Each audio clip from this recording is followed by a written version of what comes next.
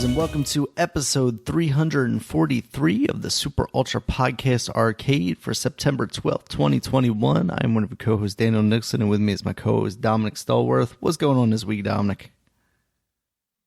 Man, this is a big week. NFL week. Like, football is officially here everywhere. Oh, man. Today is the day of the first weekend of NFL football. We had college for about 3 weeks now, and it's been that was a hectic day yesterday. Mm-hmm. Also, I want to say, this was a big week. Well, yesterday is definitely a big day because the 20th anniversary of the 9/11 day of when that horrific event happened. That it was. Yeah, it brought back a lot of memories. Every year it does. Every time, because you always see news segments or something, on social media about it. But now this is a big one. Like they had in sports, they had almost every game had something at the beginning of it on college sports. Yeah. Then you had the U.S. Open Women's Championship that happened on that day, which that's why I found funny. It's like, darn, y'all had it this weekend. I mean. Actually, not for that day.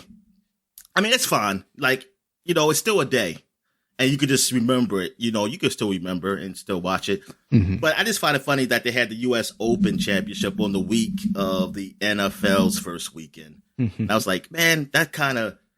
Nobody's watching this. The women's is all right, even though it's college football. But it's going to happen. That's regardless.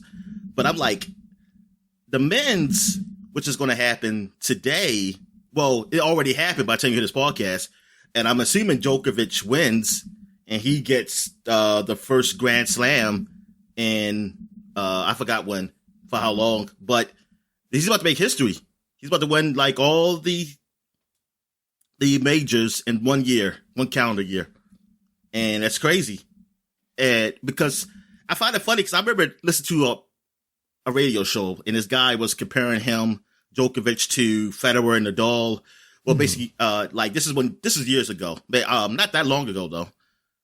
But like when Federer was still in the league with the majors, and he was just saying like, I don't think Djokovic is there yet. I don't think he's good as good as those guys. And I'm like, why? He's younger than them, so he still got time.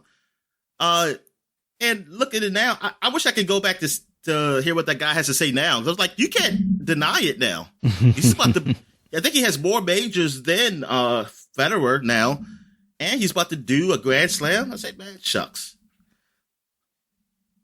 Another big game that happened on September 11th was the baseball game, Yankees versus Mets. And oh wow, okay. Yeah, so they had a big event. They had the players that were on, I believe, both teams at the time when the 11th happened, September 11th happened, and they had the managers from the teams, Bobby Valentine and Joe Torre. They threw out the first pitch, both of them. So the Mets, I believe this was in, this was in the Mets Stadium. Do they still call it Shea? That was the old one, right? Or did they call this one Shea too? I don't know what they call the new one. Let's see. Yeah. City Field. That's what it is. They call it City Field. Oh, they've been City bought Bank. out. They had to use City Yankees. See, they keep tradition. They're like, oh no, we ain't putting no company name with our stadium. Anyway, the Mets they had a chance to do what they did 20 years ago because the first game they played after September 11th, Mike Piazza hit a home run to win the game. This one, it was only the 8th inning, but the guy hit it far, but it wasn't far enough. I think Judge caught it, and I was like, damn, I really wanted the Mets to win. I just because the Yankees are on a losing streak. Yankees had like 7 in a row before this, and the Toronto has tied them now. The Yankees have a chance. They might not get to the playoffs. I mean, we'll see. I think they're going to somehow fall in, but I hope they don't. I hope they don't make it. Yeah. What else happened? I mean, it was college football everywhere. I know my team, Maryland, won. There's a lot of upsets. A lot of ranked teams went down. this is why I don't believe you should rank teams before the season, because you don't know how these teams are going to turn out. Yeah. I mean, you have an idea who they picked up, like who they recruited. I mean, you know what teams are the big names and who picked up probably the best players, but you still don't know how it would come out. Well, happen on the field. That is just like, is it an upset? It's an upset down, but maybe if you go through the season, you find out like, oh, this team wasn't that good anyway. So that probably wasn't that much of an upset. Or maybe it is. I don't know. But that's why I just think you just shouldn't rank teams. But I think it's a gambling thing. I really think it's a gambling thing behind that. So that's why they do it. Other than that, I think that's it in sports. I'm trying to think something else huge. Did anything else huge happen? No. I mean, I'm rooting for my Skins. Oh, yes. The first game of NFL. You had Tom Brady and the Bucks playing against Dak Prescott and the Cowboys. And the Cowboys played a hell of a game. I was surprised. I thought they were going to look horrible because Dak Prescott has not played a snap since he got injured last year. Oh, wow. He didn't play none of the preseason. So I thought he was going to look rusty. I was like, man, he's playing against the Super Bowl champs in their stadium. I was like, yeah, they're going to probably really just demolish him. Or like they'll beat him up early and then the Cowboys probably try to they start scoring later, but it'd be garbage yards and points. Mm-hmm. But nah, Dak was awesome. And Dak looked great this game. He only threw one interception, but that wasn't his fault. It was in the guy's hand. He just didn't hold on. It popped out. And that's how they got it. But he was awesome. Tom Brady, that man he's taking something. I don't care what nobody fucking say, because there ain't no way fucking hell a 44-year-old man can play like this. Yeah. He still play like this. He's playing better than he looks better than some of the years when he was younger. So it's like, come on. I mean, it's ridiculous. And people can say, oh, it's because of his regimen, like the way his eating habits and stuff like that, and what he does. I'm like, man, I know a lot of players who eat like do that stuff, man. I remember like Kobe. I heard about Kobe, what he does. Like, for him, that he needs to keep playing forever. I was like, God damn. But I mean, the man is the best. I can't. It's hard for me to say he's not. Yeah. I mean, it's just that to do it as long as he has is crazy. And I mean, God damn. I mean, but he looked good. I mean, he looked good. Tampa Bay defense didn't look great. But see, it's the first game of the season, so I don't know if it's that Tampa Bay's defense is just, well, they were missing a couple players, so maybe they'll get better as time goes on. Mm-hmm. Excuse me. Or the Cowboys' offense is just that good. I don't know. But it's just the first game of the season. I know a lot of Cowboy fans, they loving it. It's like they won a Super Bowl, even though they lost. Because they're like, hey, yeah, we only lost by 2 points against the defending Super Bowl champs. Yeah. So, yeah, we expect big things. But I'm thinking, it seems like everybody always forgets about the past when, like, a new season starts. It's like, you have seen teams that probably have no business being a team beat a great team. You've seen that before. And so this team didn't even win, but they played them good. And I'm like, I don't know. It's the first game of the season. I don't know what this means for the Cowboys. Means like, oh, they're contenders now. I can't say that. I see my Washington team win games that against great teams, and they still didn't do nothing.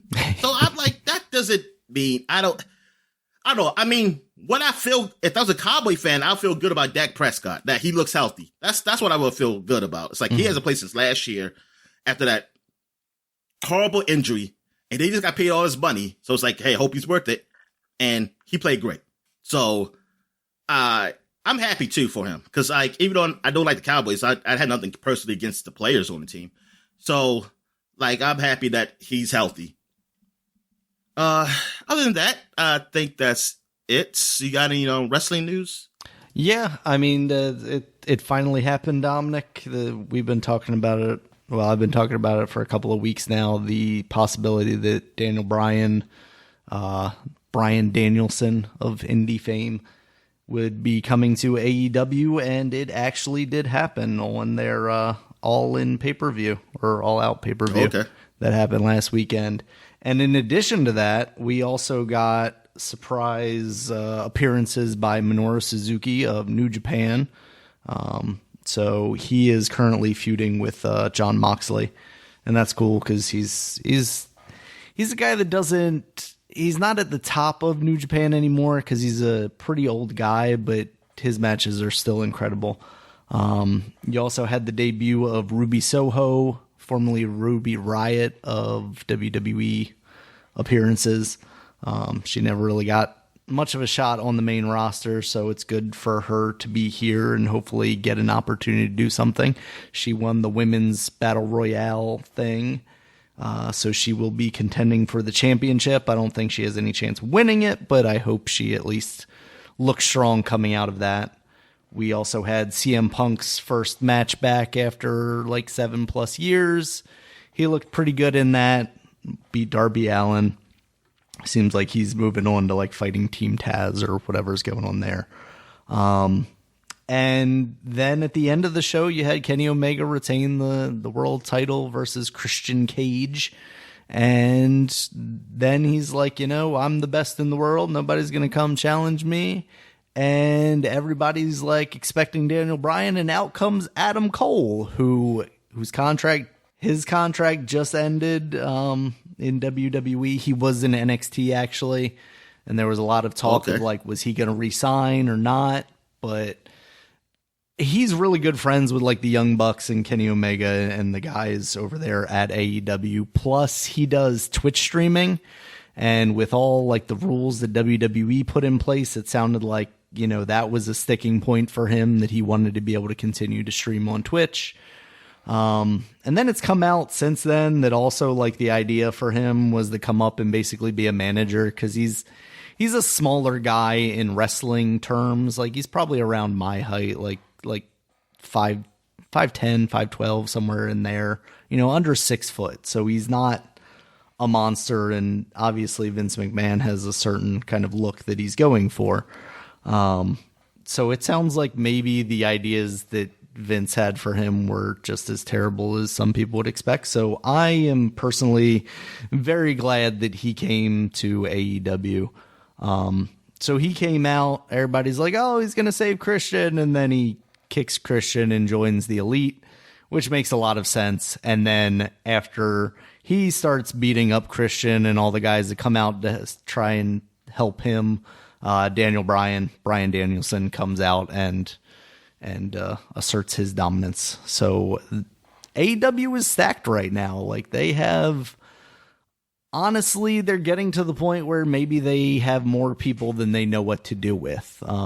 They do have their 2 shows right now. Well, their 2 television programs right now. They have Dynamite on Wednesdays, which is 2 hours, and then they have 1 hour on Fridays at 10, and that's Rampage.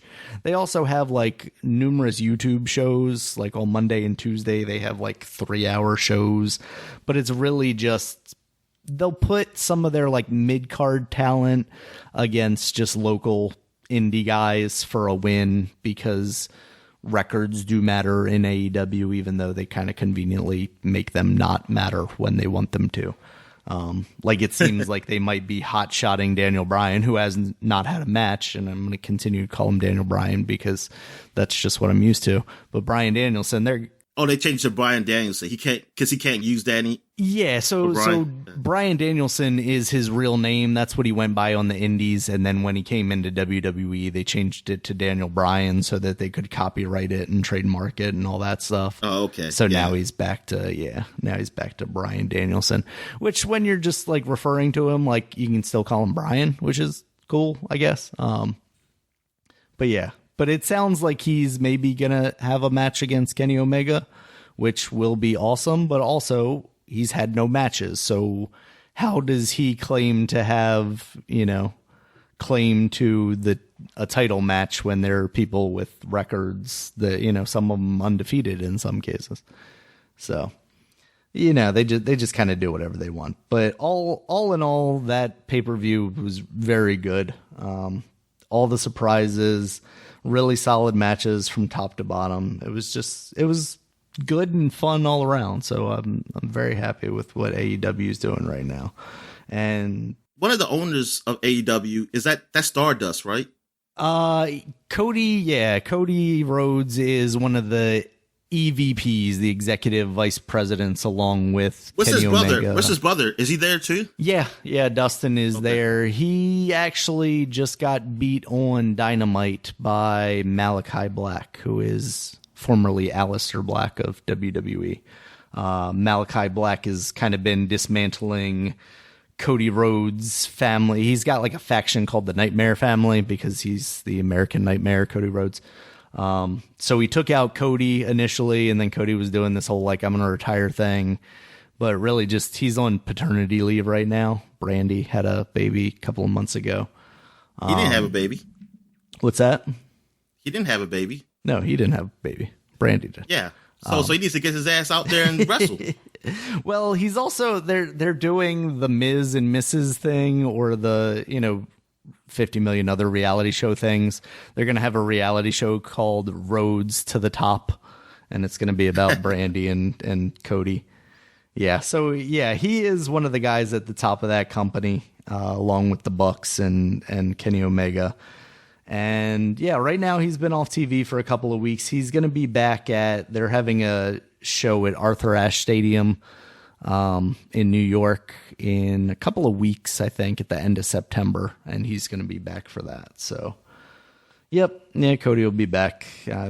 He was actually not on this pay-per-view, which was actually kind of good, because up until this like Malachi Black stuff, he's been very much like, oh, I'm not a heel because everybody loves me, but I'm doing very heelish shit. Like, they had one of the pay-per-views a little while back, they had like a brass ring thing where it was like a ladder match and you got to climb to the top of the ladder to get a brass ring.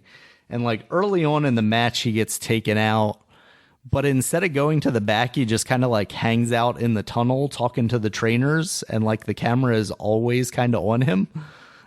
And it just like drove people crazy because it's like, see, Cody always has to be on camera. It's always got to be about him. And I hope that he does that on purpose to like get over on people and be like, oh yeah, they want to hate me, so I'm gonna do all the shit to make them hate me. Yeah, but, like Vince McMahon or something like that. Yeah, but part of it is also like, oh, he does all this stuff because like he has like these feelings about Triple H or something like that. Like he didn't, push him enough or something like that.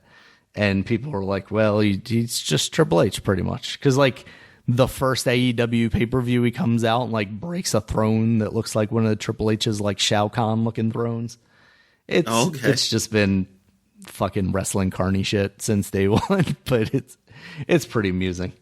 But yeah, he's one of the guys at the top. The top guy is Tony Khan, son of Shad Khan, the owner of the Jacksonville Jaguars. That's why they have, the money to bankroll this stuff. But yeah, it's doing pretty good right now, Dominic. They've got a lot of talent. There's still some people out there that they could grab, like Bray Wyatt is no longer with WWE. He got released, so they could bring him in. The dirt sheets are maybe saying that that's not where he's going to end up, and he might go to Impact instead, but we'll see. I don't really care outside of it just being another big name, because I've never been a fan of Bray Wyatt wrestling, so I don't need him in a company that focuses more on wrestling than on the like theatrical stuff of it. And then at the end of the year, it sounds like Sami Zayn's contract, and at the beginning of next year, Kevin Owens' contract are up.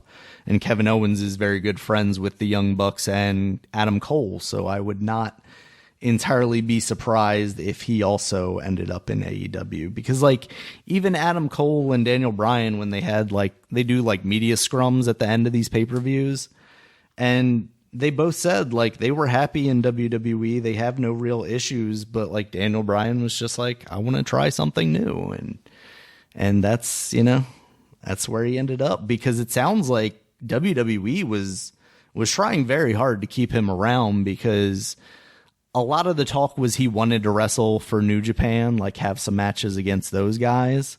So it sounded like WWE was in talks with New Japan to try and become the exclusive partner of like provider of American talent to them, so that they could also have Daniel Bryan go over there and wrestle matches. And that's a pretty big step for WWE to take to to even acknowledge that there is another wrestling company, let alone, you know, try and make a deal, seemingly to keep one guy around. And it sounds like that kind of fell through, and Tony Khan pushed along his relationship with New Japan, which they seemingly had already kind of developed a little more, you know, escalated that so WWE didn't get a chance to do that. So yeah, it's pretty good right now, Dominic. All right. Yeah, that's great, man. So I guess we'll move on to what we've been watching. So yeah, everything we both watch everything you have up here. So let's start with the Bob Ross documentary on Netflix. You were telling me about that, and I had seen the like not trailer thing, because basically if you go on Netflix, it's like, oh, we can't show you a trailer because we got sued or something for making a trailer. And I was worried because it seems like a very like dark and oh no, the truth behind Bob Ross kind of thing, where it's like, oh no, you're gonna find out that afro was fake and he's been hiding razor blades in it or something like that, so that he cuts kids up with.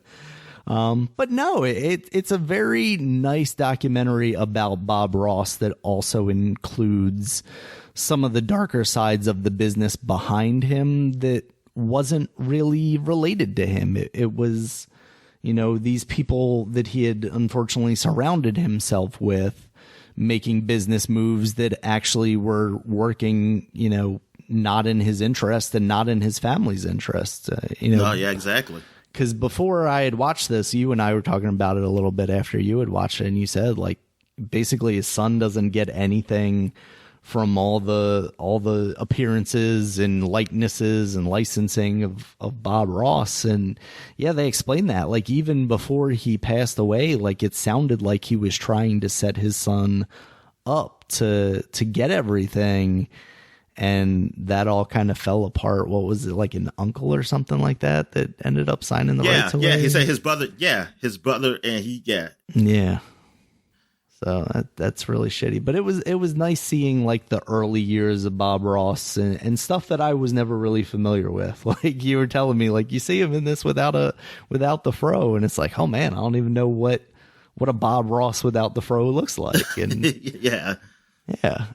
And I didn't know anything outside of, you know, this very gentle man speaking in soft voices to me while I make happy accidents of trees and whatnot. And it was kind of cool to see, you know, a little bit more of his outside life there. But it seemed like he was still a very, you know, nice and genteel guy.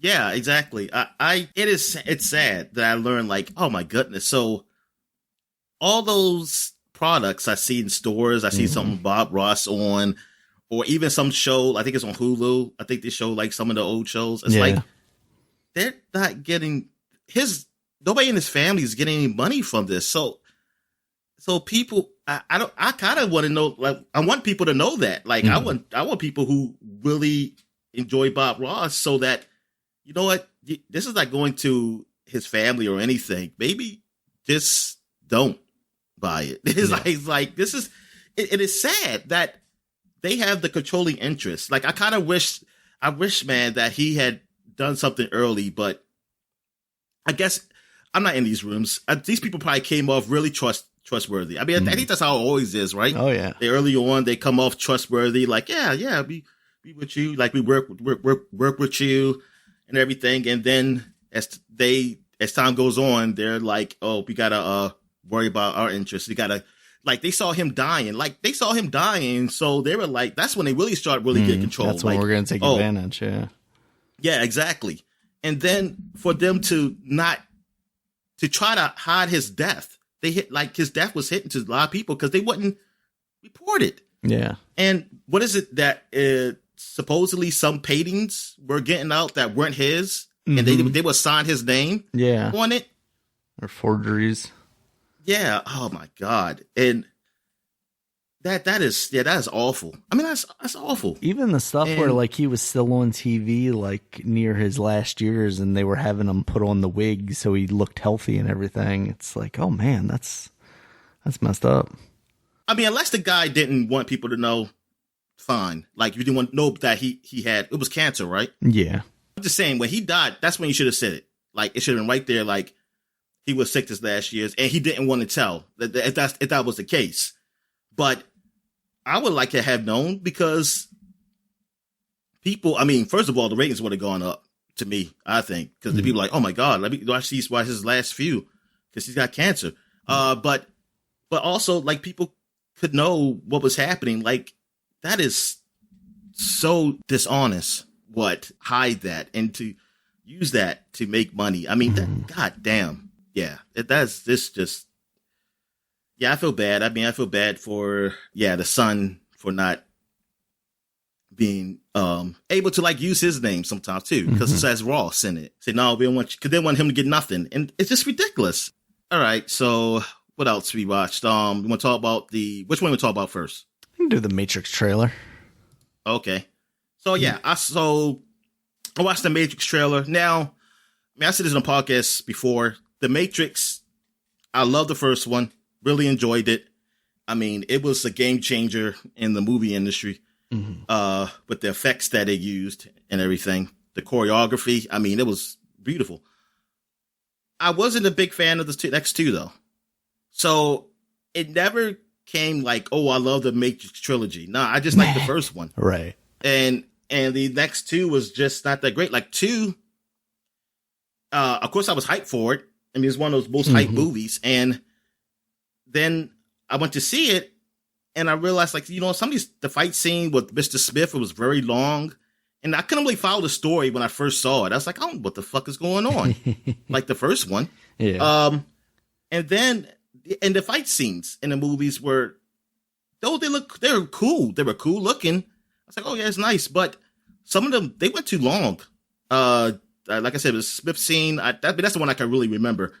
Because I haven't seen it in so long. But it was like, oh, this can end now. I was like, damn, what, he's still fighting him? I said, good God. I said, I mean, I was like, that's too much. Yeah. The third one, I can't remember it. I just know I didn't like it. I watched that thing. I don't really remember what happened. I remember that he died.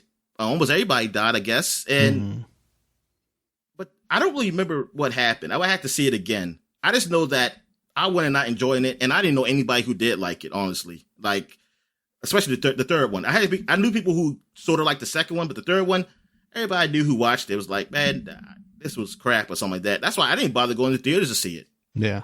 I just waited till it came on DVD and to finally watch it. I was like, man, I did not like it. I don't know what I like. What was a good part of that movie? Maybe the fight scene with him and Mr. Smith at the end, with the rain. I don't even know. I didn't even like that part. I probably was tuned out by then. But this Matrix trailer, the trailer didn't really do anything for me. I just want to know, like, okay, so what's the story? I guess the Matrix is still there. And so I guess he still is he going to try to get people out or what? What is going on here? I mean, I'm curious of the movie, but hey, it's coming on HBO Max, right? So I can see it. I can just watch it. But since I'm not a huge fan, I don't feel anything about this trailer or this movie coming out. See, if I had liked all three Matrixes, I would be probably excited for this. But since the last two didn't do nothing for me, it's not like a big deal for me. So what do you think of the trailer? I think I'm with you, but even to like in a lesser extent, like I don't even know that I've seen 2 and 3 all the way through because of the reception I heard after the first one. Like I liked the first one a lot too. And then I think just at the time I wasn't really like actively going to the movie theaters a lot. And then I heard the way people were talking about 2 and 3, and it was like, oh, okay, maybe I just don't need to ever see these. So I think I've caught parts of them here and there, but I've never actually sat down and watched them. So I'm coming into this very much like, yeah, okay, I like you, curious to see what they do returning to the Matrix, because I do feel like if the Wachowskis feel like it's time to return to this, then they have. Is it both of them or just one? Because I only seen one name. I think it is just one of them. Okay. And that does, make you wonder, like, oh, did they both not agree to a story that they thought, or did one of them just feel like she really had a thing that she wanted to tell with this? So yeah, but I do wonder what she, feels like she needed to tell in this story, where she needed to go with this, because it really does feel like they're just kind of returning to the Matrix. And is that because like whatever peace deal the humans and the machines brokered has been broken by somebody, or is it even deeper than that, where like they told them they were brokering a peace, but the robots were still like had them like 2 Matrix levels deep or something like that to make them believe that they were in this thing. I don't know. Like what I understand of the story is like so convoluted at this point. Like I don't, you're not going to do anything to break it honestly in this one, but you could maybe put it on the right track to actually go somewhere that's relatively logical, They think about doing more than just this one, like carry it on. I feel like that's what I had heard, is they were talking. Yeah, me too. Almost like another trilogy, right? Is that what was going around? Okay. I mean, I hope it's better than the last one. Yeah. I mean, visually it looks interesting, but it's nowhere near as just like off the wall as those previous movies were at the time of their release. It's very a lot of people improved subtle upon it. Like people have they use that as the base, because you saw a lot of movies doing what the Matrix did, go slow mo and stuff like that. And but now we seen how movies gotten better since then. So it's like I wonder, are they going to do what they're going to add to it, or maybe they don't? I don't know. I just want a good movie at this point now, because I didn't get it. I felt like I didn't get it the last 2 movies, so I just want to at least say, hey, there's another Matrix movie I actually enjoy instead of the first. They're not 50-50. just the first one. Yeah. All right. So I guess we could talk about what if. What if this is the zombie? What if and the movie interpretation of zombies, which I never read the zombie Marvel. I never looked at it. I know nothing about them. Literally. I've seen snippets of it here and there, but yeah, I haven't read it fully either. So I didn't know how it was going to work. So I was thinking okay, the superheroes turn to zombies. Are they just slow moving zombies or something? It's like, oh, they still have all their powers and know how to use it. They just zombies. And I was like, oh, okay. So that was interesting. It stays sometimes sad, but then funny.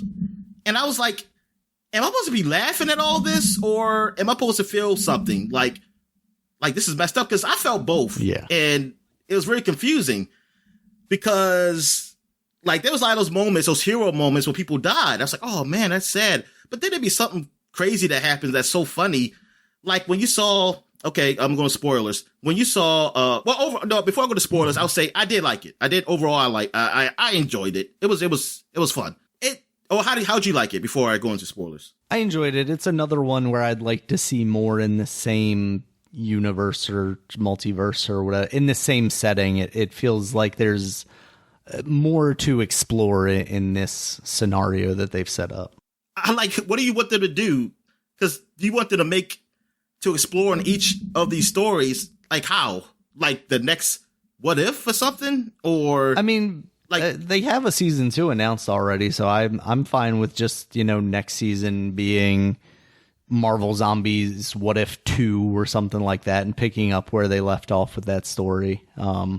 I think some of them are more appropriate for expanding into the actual MCU, like kind of what we talked about last week with the Doctor Strange stuff. I would be intrigued by that stuff melding into whatever Multiverse of Madness ends up being. And the same with the Captain Carter stuff in a way. But this one very much feels like, oh, you would just continue this in the cartoon. It doesn't feel appropriate to really mix into the proper MCU. Yeah. So getting down to spoilers, with Ant-Man, his head, just being in a jar, him being alive, it was funny, but I was like, oh man, but his girlfriend just died. What is what you just had this moment of Hope sacrificing herself to get everybody across this sea of zombies, and very emotionally having these zombies crawling over her and breaking open her mask and stuff like that, and killing her. And then you cut to, hey, Scott's still around and he's a head in jar telling dad jokes. And then you have, what's her name? Scarlet Witch, that you see her being a zombie and like she's real powerful and everything. Oh, but no, before that, but finding out that why she's still alive is because of the freaking android or whatever. What's his name? Vision. Yeah. He was basically feeding her, like keeping her alive because I love her. But I was like, you're still an android. You should just know, like, okay, this is wrong. Like, fuck it. Just let her go. It's like, I don't know. And then, like, and for him to realize what he did was wrong and change his mind at that moment didn't make sense to me. Because I was like, why did it take now to change your mind and not before? Because I was thinking they were going to have to fight him or something. Yeah. Because he wasn't going to give it. I thought that was going to happen. It's like, oh, he's not going to let them kill her or whatever. He's going to be like, no, he's going to feed y'all to her or something like that. So I didn't like how he just changed his mind that quickly. I wish there was a better way of doing that. I also expected him to like sacrifice himself to fight her or something instead of just like pulling the gem out of his head and be like, you guys got this now, I guess. I did a bad thing, so I'm repenting, I guess. Just left him to die. Yeah, that's exactly what I forgot what he said, but that's what he did. He was saying like he felt guilty, like he deserved to basically live. And that was dumb. I was thinking like, what? Okay, how about you repent by helping us? Yeah, stop her. And get on the goddamn ship. Yeah, either stop her or get on the ship with us. One or the other. Because then maybe, who was it? The Hawk didn't have to be down there. Maybe he could have been alive. Maybe you could have been up there stopping her. That was... Because he's also an android, so they're not trying to feed on him. So they're not like actively trying to kill him. So he's the best weapon against zombies. Like, come on. Yeah. In addition to obviously the Mind Stone doing whatever it did to hold them back. I just want to know about when they showed at the end with Thanos getting Infinity Stones. I'm just like, so what's the zombie thinking? Like, he's still thinking like, oh, I gotta find Infinity Stones. And what did he do to do the or did he did the sacrifice before? I guess we got to assume that he did the sacrifice before he turned into a zombie. Yeah. And maybe everything at Earth. Point he turned into a zombie. If once he got to Earth, that's when he got. Yeah, that's when he first got to Earth. Somebody bit him, and then he turned to a zombie. He was like, "Oh, what's his wish going to be?" That's the thing. I want more brains. Exactly. Yeah. You're going to be the opposite wish. He's going to wish for more humans or more living creatures so that he can eat their brains. Yeah, that's crazy. But yeah, that was a good. I mean, I see. Since I don't know the original zombies, I mean, I know that it's different because this is all based on the movies, not just the comic characters. So it's probably it's a good twist on it. Most likely, it probably was a good twist. I wonder for the people who did read the Marvel Zombies, was this how they feel about this? Was it good compared to that or better? I don't know. But yeah, I mean, it was fun. It was fun. But I don't know. I just don't feel like, I mean, with these shows, like, I like them, but I don't care if I don't see them again. It's just that I don't know. I mean, I'm okay if it's just if this was a one-time thing, I'm okay with it being a one-time thing. It's not a big deal for me to see this stuff again. I mean, if it shows up in a movie, I mean, I guess it's good. Like, oh, it plays back to this. But it's not, I don't know. It's just not a big deal. Because I'm just not into this like I was at the very beginning into this. I just want to see a good show. I don't need things to be all connected. Right. Like it has to be, oh, this is connected with this. For me, I just don't need it to be anymore. Yeah, like I just want to enjoy the entertainment while it's there. Yeah. And I don't want to keep going like, this is from that last show. So, that's a good callback or something like that. You gotta remember that thing from 6 movies ago where there was like a slight, like, they hinted towards this. Yeah, I definitely understand that. And that's the way I consume it a lot of times.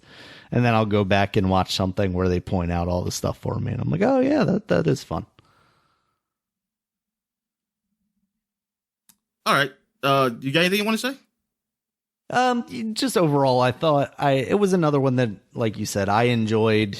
And I would like to see it expanded a little more, just because they do that kind of cliffhanger thing at the end with a zombie Thanos with the, 5 of the 6 Infinity Stones, basically. And the team is on the way to Wakanda, where he seemingly is, with that last Infinity Stone. So I would like to see what a zombie Thanos would do with that. You know, you don't, in my head, you don't set that up as Marvel to never revisit it. And that's why I'm intrigued to see if they do that in like a season 2 of What If. Just saying, why not though?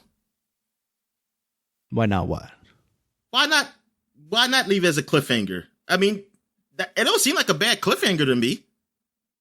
I mean, you can leave anything as a cliffhanger, but why does it need a resolution? Because I need resolution. I like resolution, Dominic. I like closure. See, that's the thing. I think closure always kind of ruins it sometimes for me. I like the idea of me speculating what could happen. Yeah, because it leaves you open to think about all the different things that it could be, I guess. And but disappointment. I won't be disappointed if it comes to be closure of something that's pretty bad. I got you. Yeah, that makes sense. I'm a very simple man, Dominic. I like to be force-fed my media, and I like it to be closed upon, even if it sucks. All right, so that is it for what we're watching. So now we move on to what we've been playing. So you can start it off. Sure. So I played a bit of the WarioWare demo finally. That's been out on the eShop for a couple of weeks now, and the game actually released this week. So I wanted to check that out. It's very different from the traditional WarioWare games that I'm used to, which are just like a whole collection of mini games. This one, obviously there's multiplayer elements to it. I didn't do any of that stuff. But what they do with the mini games in this is there's a pool of mini games that kind of everybody shares, and then each of the characters, be it Wario, 8 volt, 16 volt, whatever the other characters' names are, have different abilities. Like most of them can move around, and then they have one other thing that they do with one of the buttons. So Wario, for example, dashes to the right or the left. One of the other characters jumps when you press the button. One of the other characters is on a motorbike and constantly moving around, and then you throw a boomerang with that button that you can control. But you're doing the same mini games with those different characters, and some characters are more suited to that mini game than others. For the most part, it seems like they balance it enough where you can complete any mini game with any character. But that's kind of where I'm falling away from it. Like it's okay, but I like the more this is how you do the mini game, because when you introduce different characters with different elements, like there's an additional layer of complexity to the mini games that I don't like. I liked how simplistic they were, and once you see that mini game, you know the rules of that mini game. And this is similar to that, but then you do add that layer of complexity of, oh, I know how to do this, but how do I do it with this new character that I'm not as familiar with? So I think there's that layer to it that's just kind of not clicking with me as much as the previous WarioWare games have. So I'm kind of iffy on it. The art style of it is okay. Like the background graphics are pretty all right. They're basically like up-res versions of the pixely Game Boy Advanced and so on versions that we've seen previously. But then like the character models themselves are these like almost flat shaded 3D models that don't look terrible, but they also don't look great. Like, it's one of those things where it's like the pixel art had a charm to it that I very much appreciated. So yeah, overall, it's just the demo, but as you go through the demo and you progress, you unlock more of the characters. I think at this point I've unlocked all the ones that are available in the demo, which are like 5 of them or so. And I'll definitely go back and like give it another try to just, see how I like it. But for the most part, it's definitely not something that sold me on the game. That's for sure. Like previous iterations of that game where I think my earliest like feeling out of that game. I think the Game Boy Advance version was the first version of that game, and I might have played it on the emulator. But once I played it on there, I was like, oh man, I got to get this game, because like I'm 100% bought into the silliness that is this game, of just these very quick snippet pieces of a game, you know, and in some cases it might be a game you're familiar with. You might be playing Super Mario and you got to hit the coin block or something like that. Or it's something like you got to catch a tear that someone's crying, or shoot a puff of air into their eye or something like that. Just these very quick mini games that are absurd. And the extra layer of just adding different characters with different abilities, I don't really dig in this version. Okay. Hey, Mario first appeared. What was it? Super Mario Land 2? That sounds right. Yeah, in one of the. It wasn't one, games. right? Yeah, it wasn't. Yeah. Yeah, because the first one was the 6 coins or something like that, or was that the second one? 6 golden coins. I remember that commercial with him, and where he was like, I think he had like a lot of green stuff come out of his mouth too. Like it was nasty. Like I think like when the spit in his mouth was like green or something like that. I was like, yeah. But. Oh no, the second one was 6 golden coins. But yeah, that's the first one that he appeared in, Super Mario Land 2. It was the second one. Yeah, you were right. So, yeah, it's interesting how he's come from that. Like, he was a bad guy in that, right? Mm-hmm. Was he like the boss or something? And so, like, down to WarioWare games. That's just what he's at. Like, he's in these mini games. Like, they made him. I like what they did with him. Like, how they made him that way. Not that he's just basically like another Bowser. You know, he's just this kooky, crazy guy. But I gotta try that. I don't know when the last time I played my Switch. I don't think I played my Switch all this summer. Oh wow. Yeah. I mean, I can't think of any games that you were talking about, really.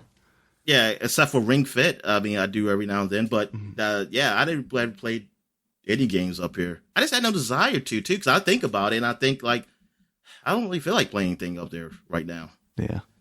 I mean, there's just such a wide swath of things everywhere else. I mean, especially like Game Pass and whatnot. It's hard to get back to it sometimes. I just need that game that can grab me back to it. I just haven't found it. Yeah. All right, so you play some more Psychonauts too? Yeah, I also played some more Psychonauts too. Still just going through. I'm in the casino world still, just expanding on that a little bit. And I'm still having a great time with that game. It took a little bit for me to get back to it this week. I didn't get really much a chance to spend a lot of time with it. But the time that I have spent with it, I've very much enjoyed. Still doing the same stuff though, so I don't really have too much to say about it. Okay. I played a little bit of Psychonauts 2 also. Oh, cool. But I see they made some references to the Rhombus of Ruin. Now that I feel like I got to watch like a YouTube video of it to know what the hell happened in it. The Rhombus of Ruin. Which I wish they had in that game, like, previously thing. Yeah, like, just give you like a refresher on the first game. And the Rhombus especially for the Rhombus of Ruin, because it's like, come on, everybody has VR. Like, yeah, it's such a limited niche thing. So yeah, I might have to do that. I might watch a YouTube video of it. But yeah, I'm just at the part where he first went to the agency and I had to do the internship, and I was in my underwear or something. That's where I was at. I was like, come on, man, it's so obvious that they were lying. It's like, why are you so gullible? He's just supposed to be a psychic. So anyway. I guess to get to games I was playing. I played that new game that just came out, the Artful Escape. It's on Game Pass also. It is a game where you play as this musician and you're in this town. And I like the art style of it. I mean, if you've seen the trailers for it, it's been in quite a few trailers now. And it's funny though, but everybody wears glasses. Everybody has those opaque shades on. You can't see their eyes.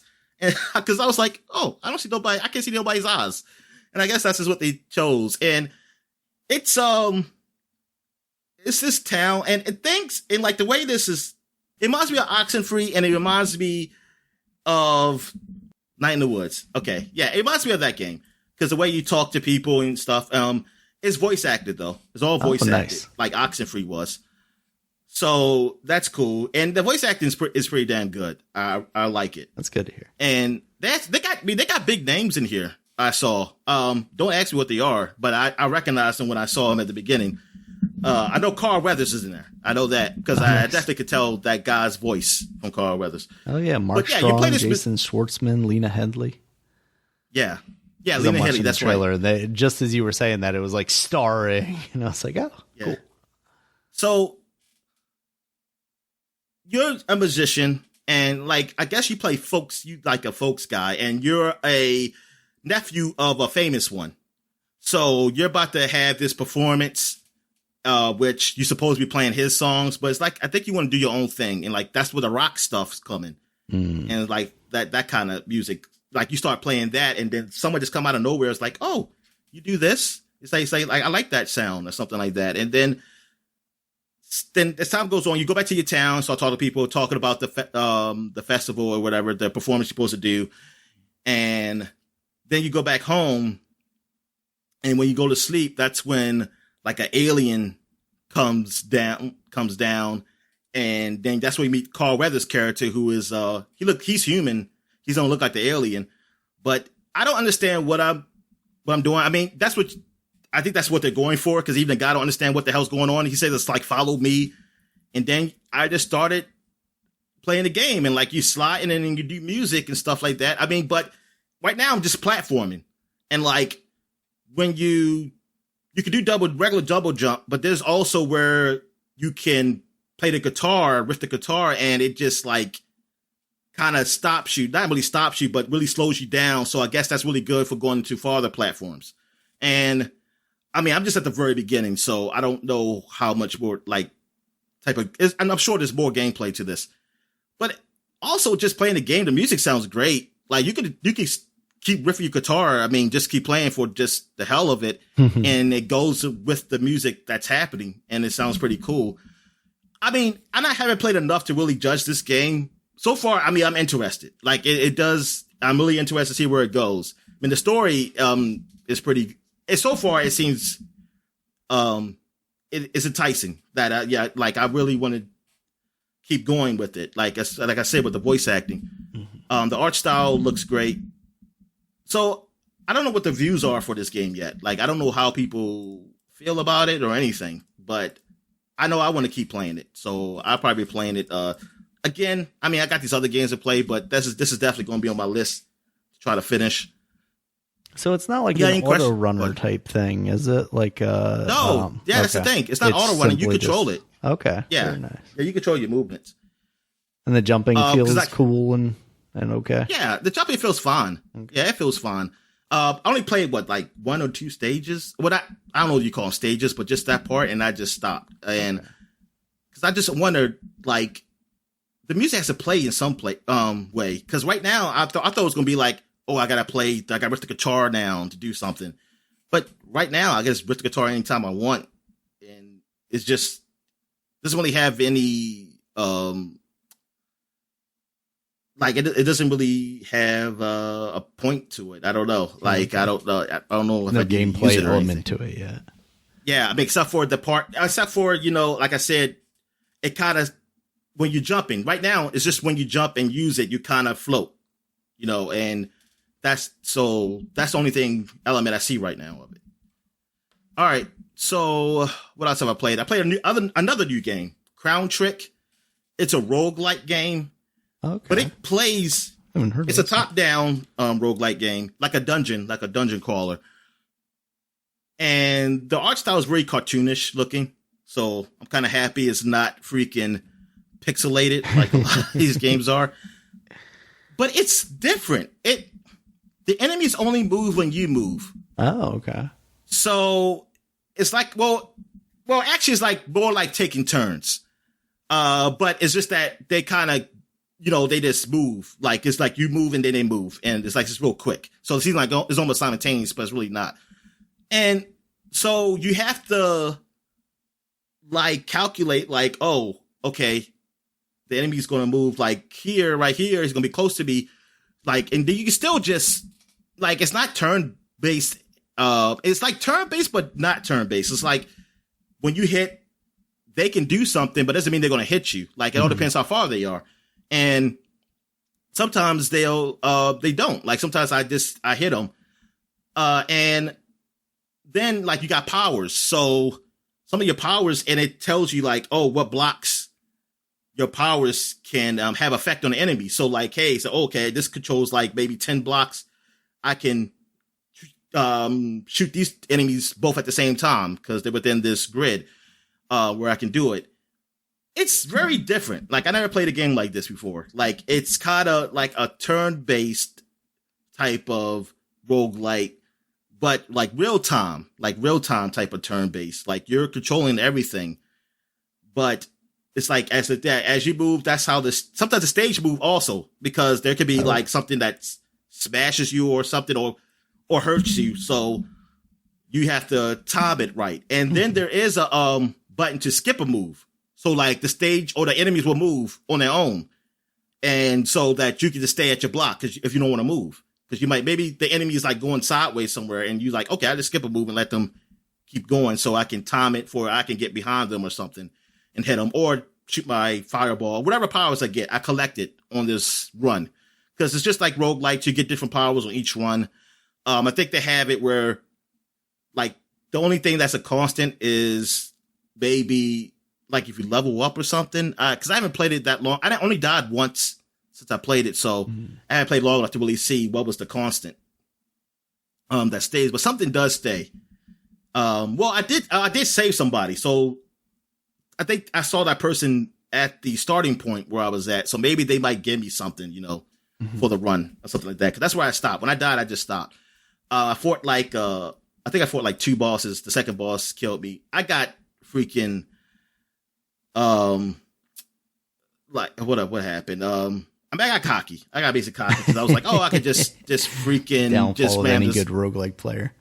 Yeah, and I thought it was killing him, but I didn't realize his freaking power was going to take all my health like that. So I was like, oh damn. But it seems fun. But what I read though about it is that it's hard. It's like it's different. It's cool, but it's a little too hard. That someone says, oh no, I'm not gonna like that. That means I have to download this on my PC because I'm playing on a Game Pass streaming. So I was like, well, I'm gonna have to download on my PC so I can use the the trainers maybe for it if it gets a little too hard. But I mean, it seems cool though.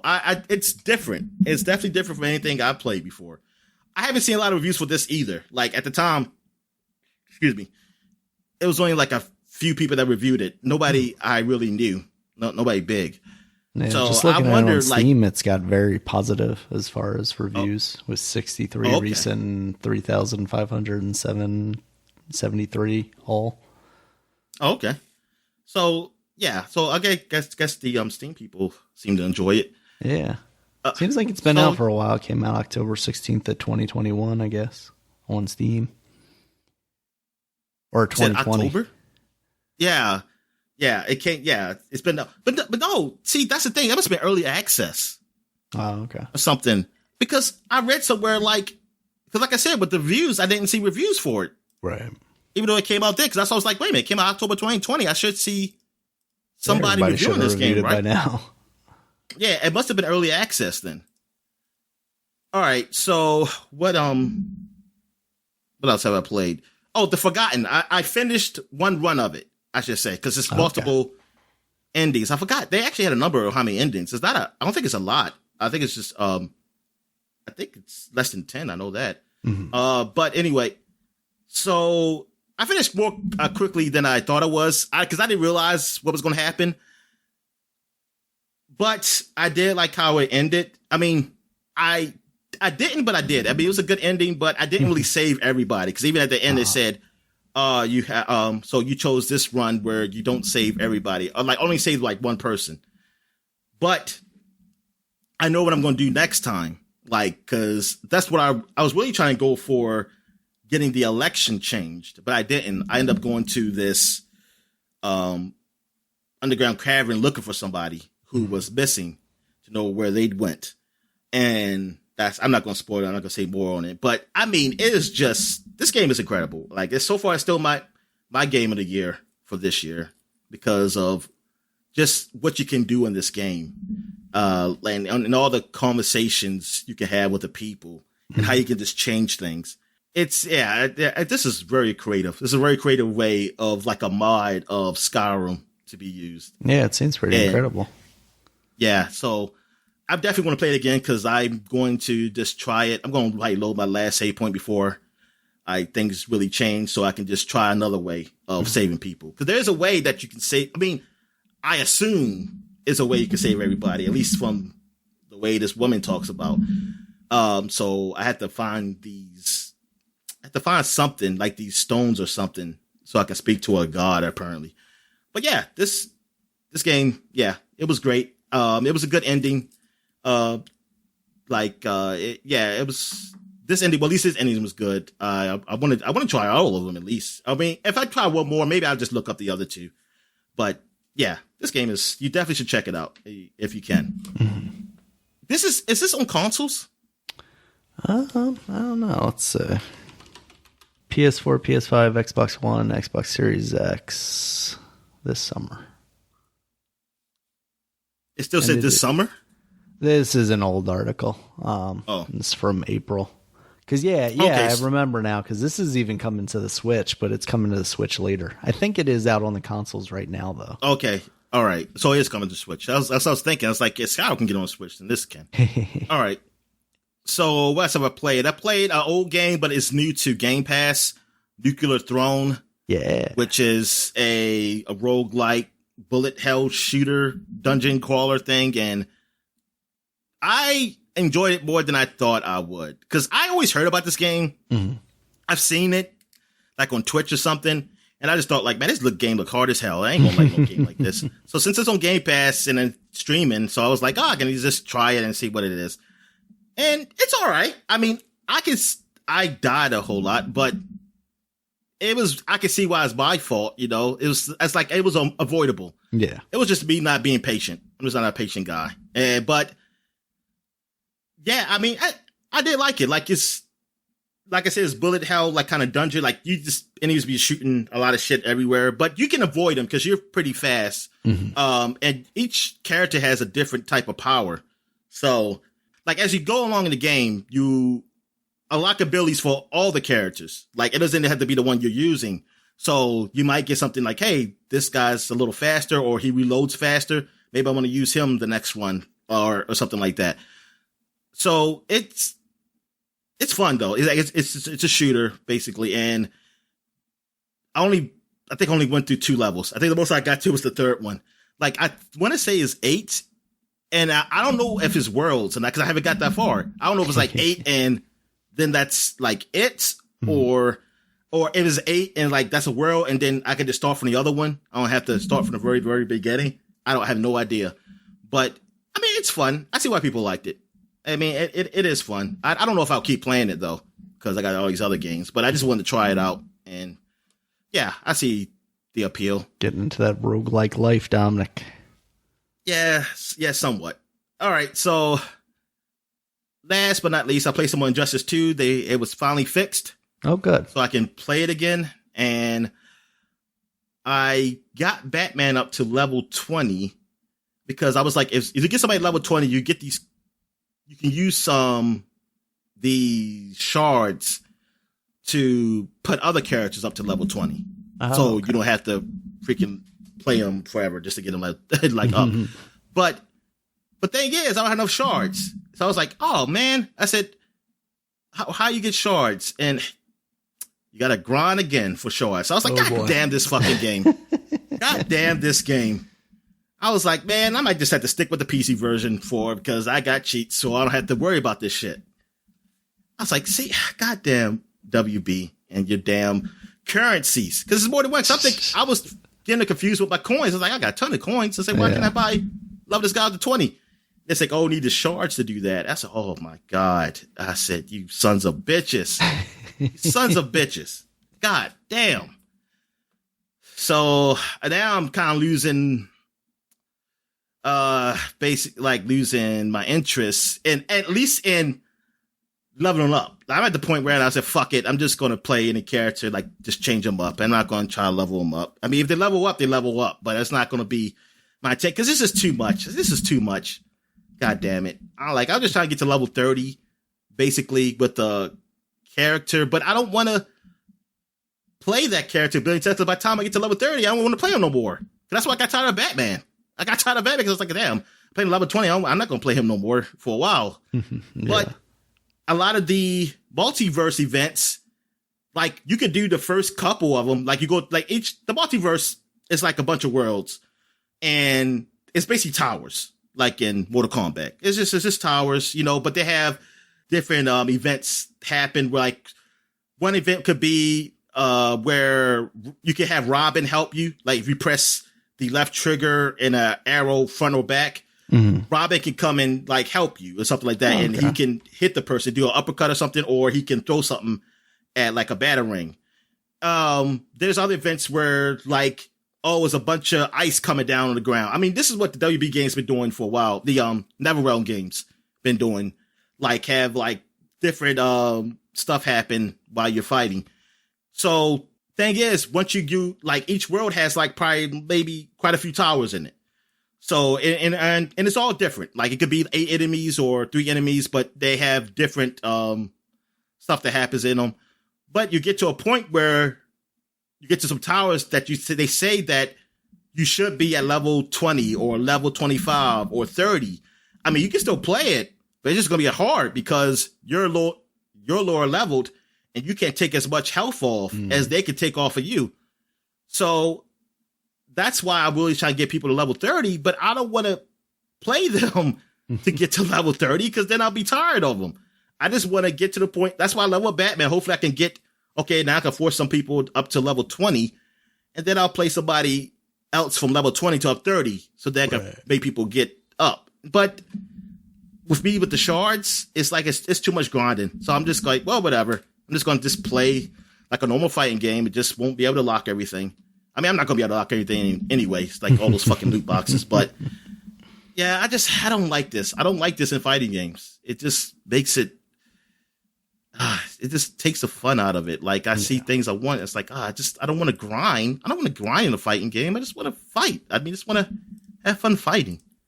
Yeah. All right. And let me choose the things that I want to unlock. Like if there's a particular skin that I like don't make me have to get 50 million skins that I don't like before I can get the one that I do like. Because that's just going to make me play longer. Like, I've got the skin that I like now. Maybe I'll see a different one that I like, and I'll try and unlock that one. But, like, I think my character looks cool now. I want to play as him more. Exactly. And then I just don't like all these mechanics in here. Like, so you can transform this piece of skin. Because, they don't come in just whole skins. They come in parts, like your body armor, your head, your arms, legs. So you can say like, but I like this look better, but it's not this level. You can make it that level. That's cool, but then it's like, that's a lot of work. It's like, I don't want to keep going through and like, I gotta then I have to use a transform coin. So I have to get transform coins to do that. Or as they advertise every time I start the game is that you can pay $10 to get infinite transform coins.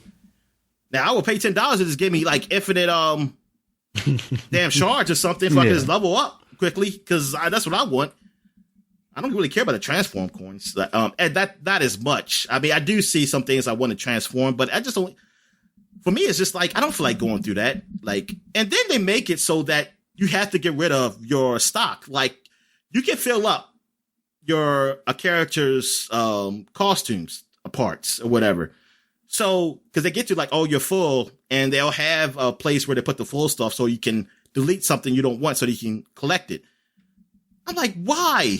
Why?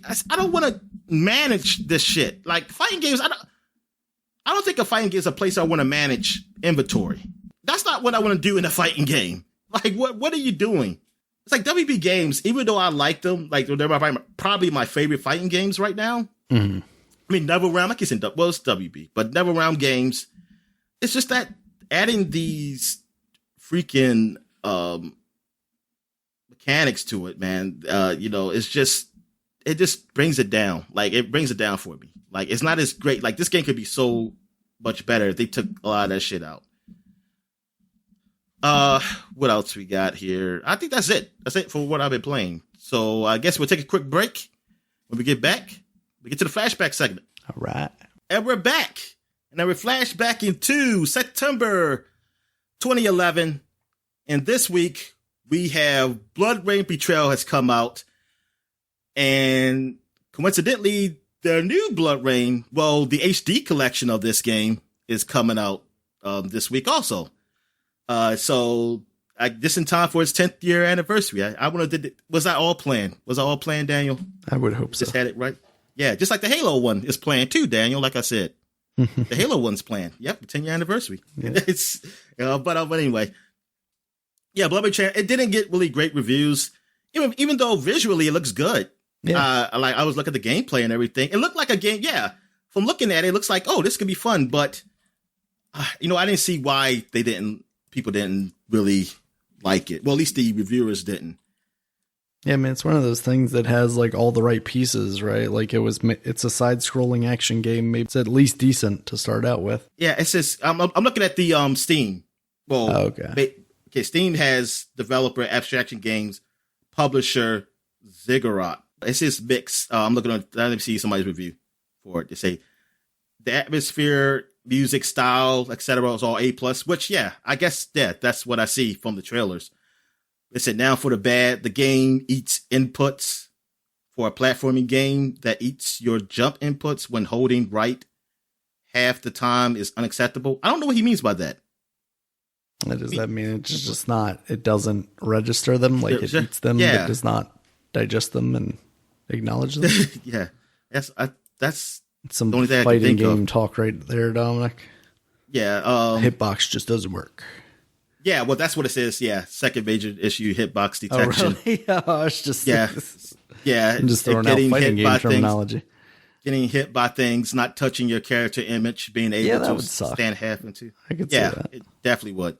And third, some of the ability sets moves are not intuitive. The game also does not say a controller is recommended. I would argue it's strongly recommended. Well, see, this is a PC guy. See, I always think of games like this, I have to use a controller on anyway. Yeah. I never want to use a mouse and keyboard, but I'm not that guy though, because I have a hard time using a mouse and keyboard on freaking first-person shooters. So yeah, like that's just me. Yeah. But yeah, I was just see as well somebody didn't like about it. The game is one of those few games that are more fun to watch someone else than on YouTube than playing. Okay. So it's probably what I think. Because I'm saying visually it looks great. It looks like it's fun. Meanwhile, it felt like shit. Yeah. All right. So moving on. Our next big game. This is a big week. Dead Island 10 years ago came out, man. Daniel. My friend got this. Was there a demo? There was a demo for this game, right? This is why I bought it. So, yeah. Yeah, because I would never have bought this game and then have a demo. I can't imagine me. So I don't know if me and my friend got it at the same time.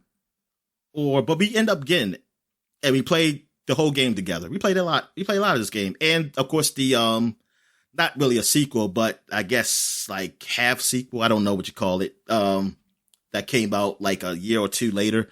Yeah. What was that called? Riptide. Yeah. So, but Dead Island. I remember the trailer. Was it like you saw a dead family in a hotel room or something like that? Like it was backing up. And I think it was a little controversial because did you see a dead kid? I forget what it was. It was something controversial about it. Yeah, it's like it would be slow motion backup. And you saw his family dead. And then you saw all these zombies out there. So, people, they love Left 4 Dead. So it was like, yeah, I want to play this. And it was mixed reviews for this game. People's like, oh, I don't really like it much.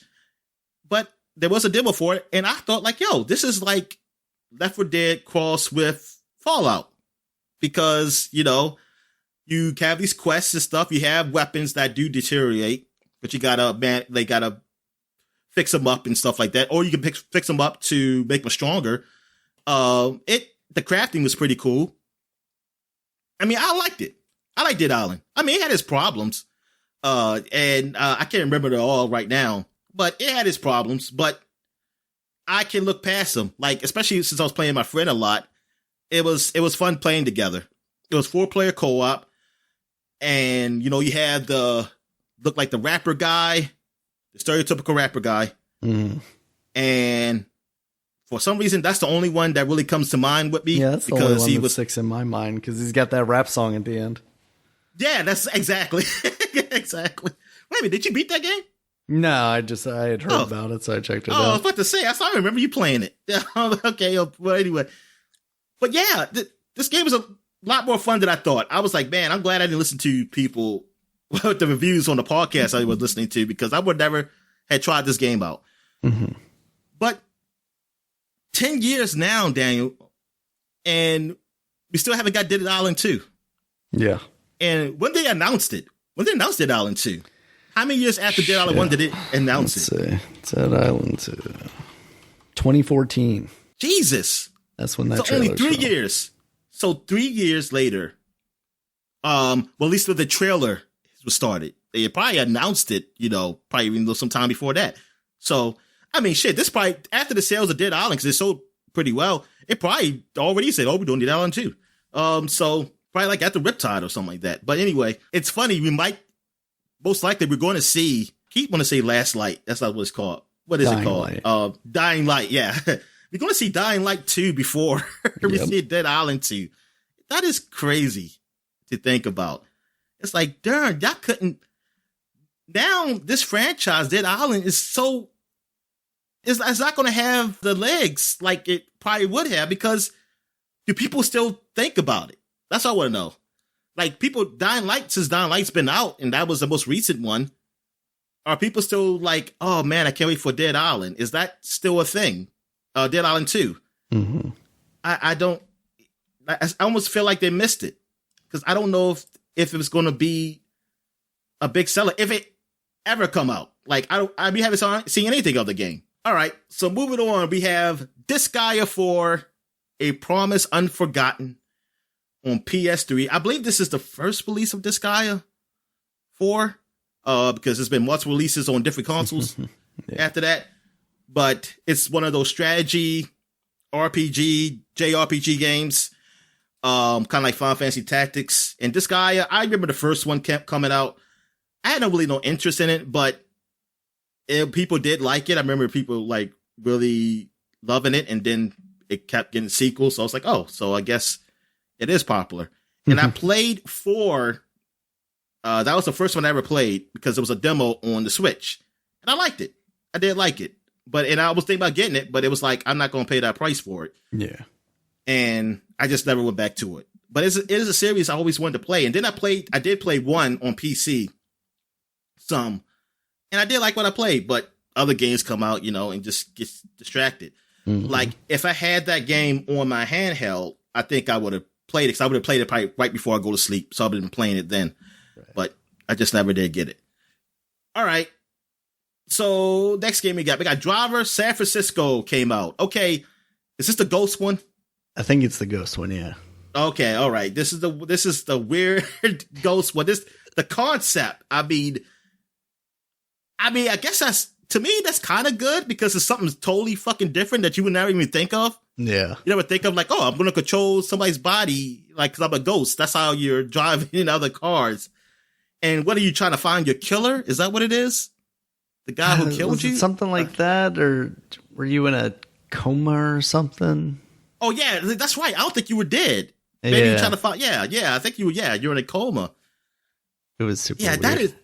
Yeah, it was. I mean, compared to the other drivers, which was kind of remind me like a Grand Theft Auto-ish kind of thing. They were definitely going for that once 3 hit. Yeah, exactly. Especially Driver 3, that's where the 3 was in there. Yeah, inside the thing. It was like, they just went like, oh, we was going to try some new shit. And I mean, good for them being creative. I don't know how well it reviewed though. I don't remember.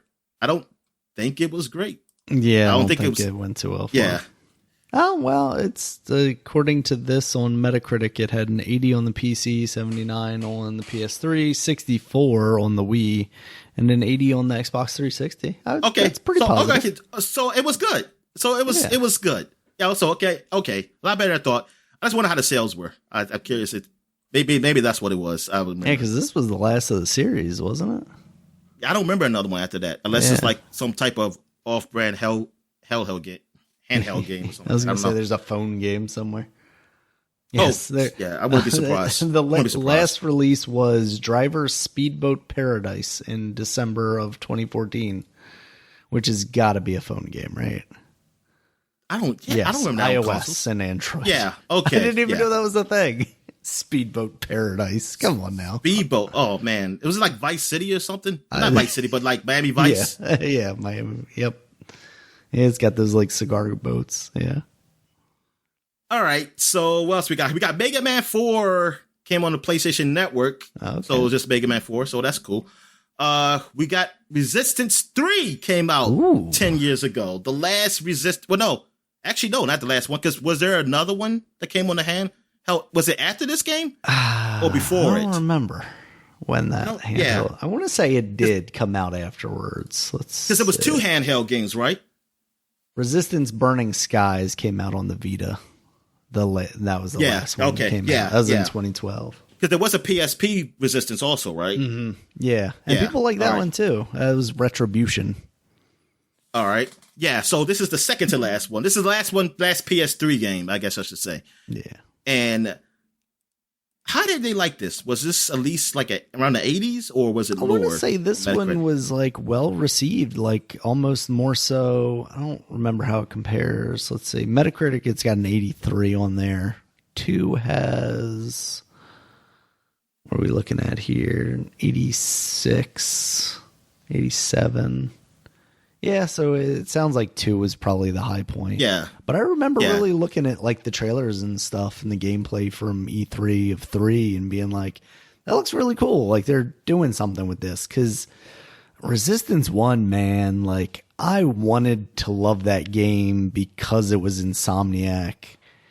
And then it just was not that great. Like the characters were bland in the story. You weren't a real Insomniac fan back then. When it was Resistance 1 came out, you were like a half-ass Ratchet and Clank fan. You didn't even finish those games on PlayStation 2. You didn't finish those games on PlayStation 2. It's true. That is true. I was a fan of the developer. I wasn't a fan of the game. You wanted to love it. Okay. I'm just saying, you said you wanted to love the game. I just wanted to like it, and I didn't. So you were trying to go for love. I mean, good God. Because that game was a drag, man. I was really trying to get through that game. It was very much just brown and gray drag. It went on forever. I mean, because that's so shocked. I was like, this is Ratchet and Clank, guys? What the fuck is this? Yeah. And Resistance 2 is when they really pumped it up. And that's when they had that multiplayer. It was like all these, it was like 64 player or something. It was something huge.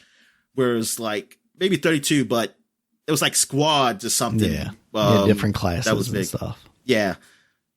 But that's a series I still always want to get back to, though. Like, because I think I said I was going to watch 1 on YouTube. I think I tried, and I did that. I think I started watching 1 on YouTube, and I was bored as hell. Yeah. I was like, "Damn, I don't even like watching this." I'm trying to think how close to the end of 1 I got, because I ended up going back to it and being like, "Okay, this is all right," but it was really just so I could get through it to hopefully start playing 2 and 3.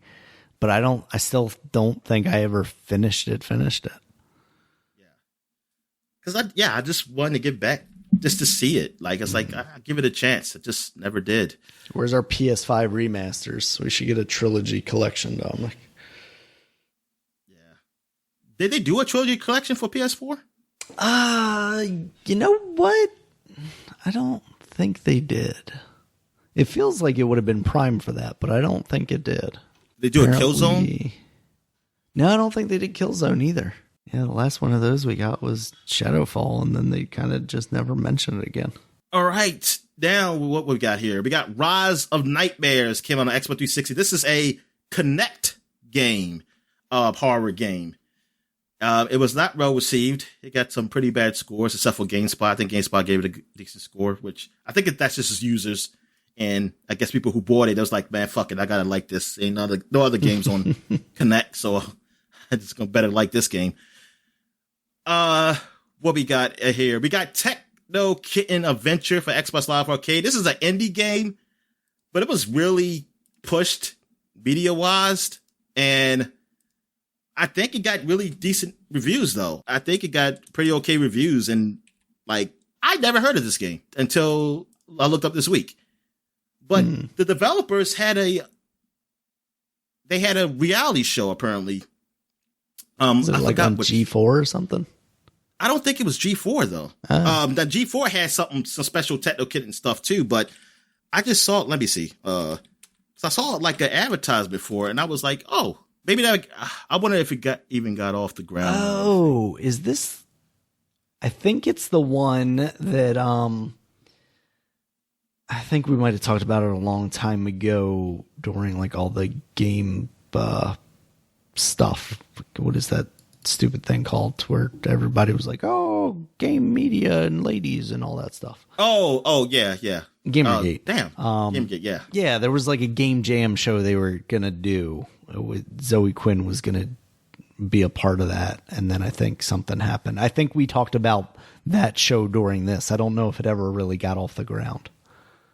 Oh, okay. So yeah. Because I see that advertised like they showed them in this picture. Why can I find this it article now? from Polygon from 2014 says how Game Jam, an indie game dev reality show, collapsed on its first day of filming. Oh, damn. So it never got off the ground. So, yeah, it was like being techno kid. It was like a little, I guess, a cult type of thing happened for a minute. And then I guess it went away. I mean, I guess I just missed it. Or I just never really paid attention to it, apparently. But, yeah. So that came out, and I left the page. So I'm glad to get back here. Okay.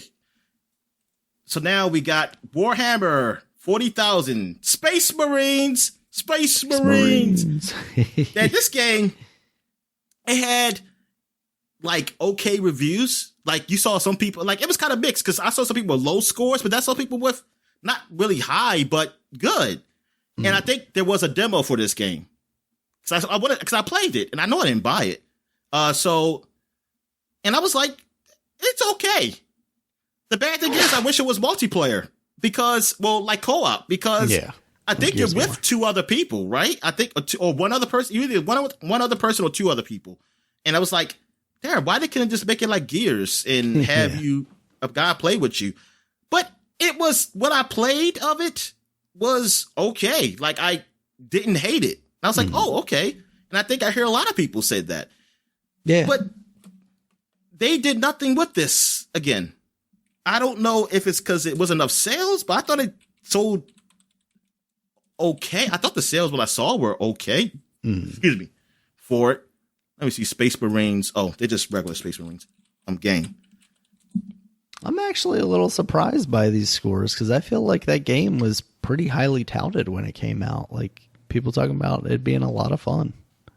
Yeah. I mean, I remember because I was just a podcast, those people were saying like they didn't like it, the guys who were listening to. But like I said, when I played, that's like, I mean, this ain't horrible. It seemed like a decent enough Gears of War clone. Yeah, exactly. All right, so what else we got here? Talked about that game already. Star Fox 64 3D came out for the 3DS, which is Star Fox 64, so that's got to be a good game. I mean, was this game fine on 3DS? Yeah, I'm trying to think if it's the one that... no, I think maybe that's Armada, where they added like some different stuff to it that was weird. But yeah, I mean, if it's just Star Fox 64, which I think it is, then it's good. I mean, I always like Star Fox 64. That's what got me into the Star Fox stuff, because like the original one on the Super Nintendo, I think I might have rented one time, and I just didn't understand it. Like maybe it was the 3D graphics blowing my mind, but I was like, well, you don't understand the polygons. You don't understand what's happening. It's just like, this is shit. It's not natural. Yeah. But I spent a lot of time with 64 and throw that Rumble Pack in. Man, that was a good time. You can play multiplayer. That definitely was a good time.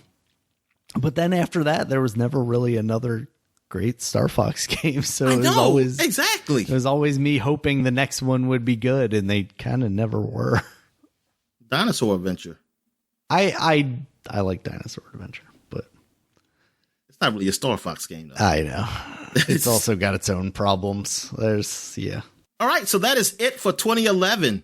So now we're going back 20 years to September 2001, and we got Shenmue 2 came out for the Dreamcast. I mean, this was a very anticipated sequel to Shenmue.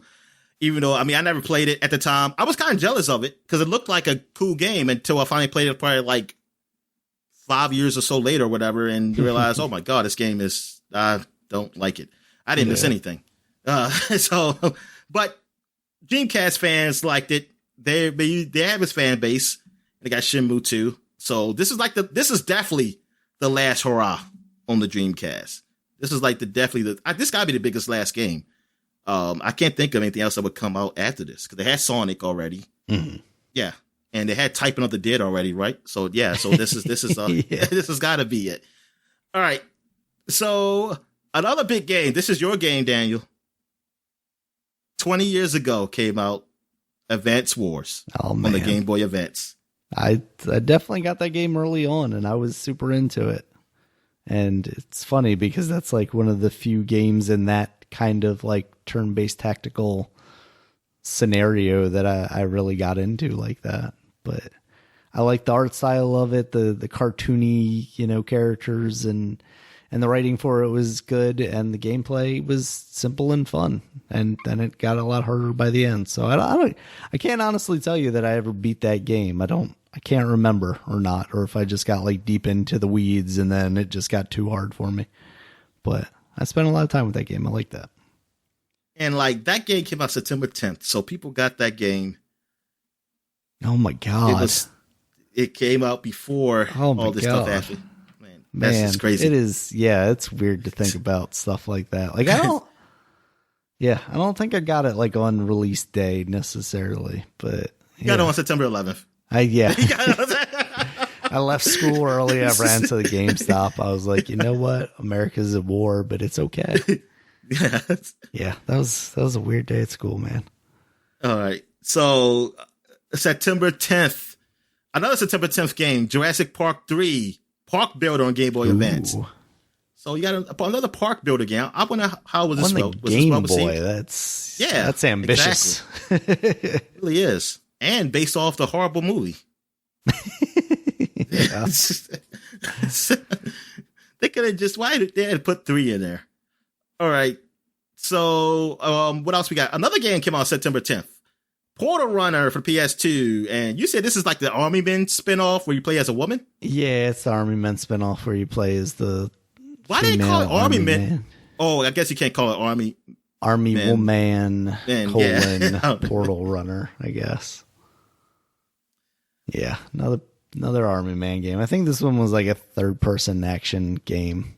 Okay. They're being progressive, Daniel. Yes, they were. They're being progressive. What I didn't understand about that is how come she only had green hair and she didn't have green skin? Was she like a combination? Did somebody from the tan soldiers sleep with somebody from the green soldiers and then she had tan skin and green hair? Is that what happened? Yeah. All right, so now there were actually a couple games that came on September 11th. And I have to say, one of them was The World Is Not Enough for the Game Boy Color. Oh, man. And that, how was that game received? I want to say it wasn't that good, right? Because, I don't have a Metacritic score here, but from the things that are on Wikipedia, I've got All Game gave it a 3.5 out of 5 stars. Nintendo Power, okay, this might be telling, Dominic. Nintendo Power gave it a 2 out of 5 stars. Okay, yeah. Nintendo Action gave it a 77 out of 100, and Console Plus gave it a 78%. I think that Nintendo Power one is pretty telling. Yeah, I just like, they must have paid whoever had the license for it enough. I don't know. They paid those other people off. Yeah. And it was publishing, Dominic, so you know how that goes. Oh, yeah. And another game, there probably was another game that was out, but I just don't remember. But I remember this one, Fargate, for on the PC. It's a PC strategy game, kind of like Homeworld. Came out on September 11th. And even they say they apologized for it. And I was like, how you apologize? You didn't know what the hell was going to happen? So you're the ones that did it. So they came out on a day, and this game was really like one of those ambitious games because I think this was announced kind of around the same time as Homeworld. It looked like they were going to be out before Homeworld, but they couldn't. So Homeworld came out, 2 years before this game, and people would call this the poor man's Homeworld, basically. So it's like, oh man. Because they could have been the first. Homeworld became the first of its kind. And they had a chance to be the first of its kind, like of that. So it would have been probably, I'm just thinking, like, if history changed, where if they came out first, even though Homeworld, I think, still would be better, but at least maybe they would be looked upon, a lot in more generously, better eyes. Yeah, because it's like, hey, you're the first of a kind, so what had to compare it to? And now they compare you to a game that's still great till today. Like they just got remastered. So yeah, see, it's like bad for those guys. But and I think something else happened on this release too. They had some problems, but yeah, release it on the day of September 11th. I mean, God, that's horrible. Yeah, it's bad timing for anybody that's got to do that. Yeah. Okay, Nicktoons Racing came out on the PlayStation. Probably the best kart racing game next to Crash on the PlayStation. Okay. And all right, so what we got here? We got the last game, Tales of Destiny 2, came out on the PlayStation in the United States. Now, this is one of those confusing things because America, we're dumb. So that's why they call it Tales of Destiny 2, even though it's not Tales of Destiny 2. It's actually something else. I forgot what it was called in Japan. But for us, they call it Tales of Destiny 2 because we would have been confused. Like, oh, no, what is this Tales? We know it has to be a sequel. Where the real Tales of Destiny 2 didn't come out till later. Because I was looking up and saying, okay, what's going on here? But I was looking the game up. And they said, oh, okay. So it's kind of like a Final Fantasy 4, Final Fantasy 2 thing, basically. Gotcha. So, yeah, this is called that in America. But, yeah, one of the Tales games, it's probably the second Tales game in America, most likely. So, yeah, I want to say it's the second Tales game in America. But, yeah, so it's one of the early Tales games. I think it got decent reviews. I want to say. I think people liked it. I'm going to say it is. And if I'm lying, then oh well. So that is it for the flashback segment. We're going to take a quick break. And when we get back, we'll get to the gaming news. All right. And we're back. Let's get to the gaming news. So what we got, Dan? All right, Dominic. So I sent you a tweet earlier this week because it was going around on Twitter that Titanfall 2 had basically been fully compromised and hacked, and you should uninstall that game immediately in fear that something might, destroy your computer or a console. Apparently, Respawn was looking into it, and they've come back and given an update saying that basically what they've done, what these hackers have done, is just a simple exploit that doesn't pose any serious risk to players.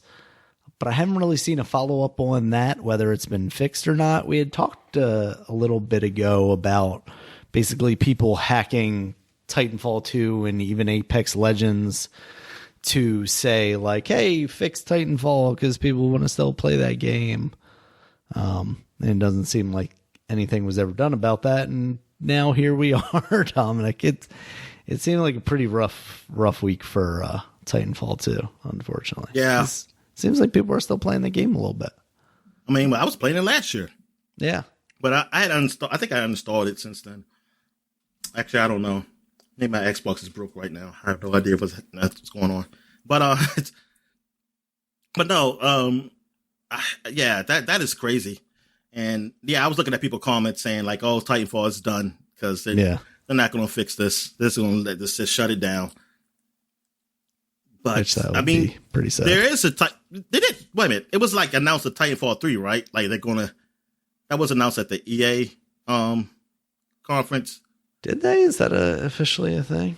I thought it was like Titanfall 3 is coming, or some announcement. I forget. Maybe it wasn't, but I thought I saw it. But maybe it was somebody just posting something. Respawn Entertainment was apparently given the go-ahead for Titanfall 3. That's a article from February 27th.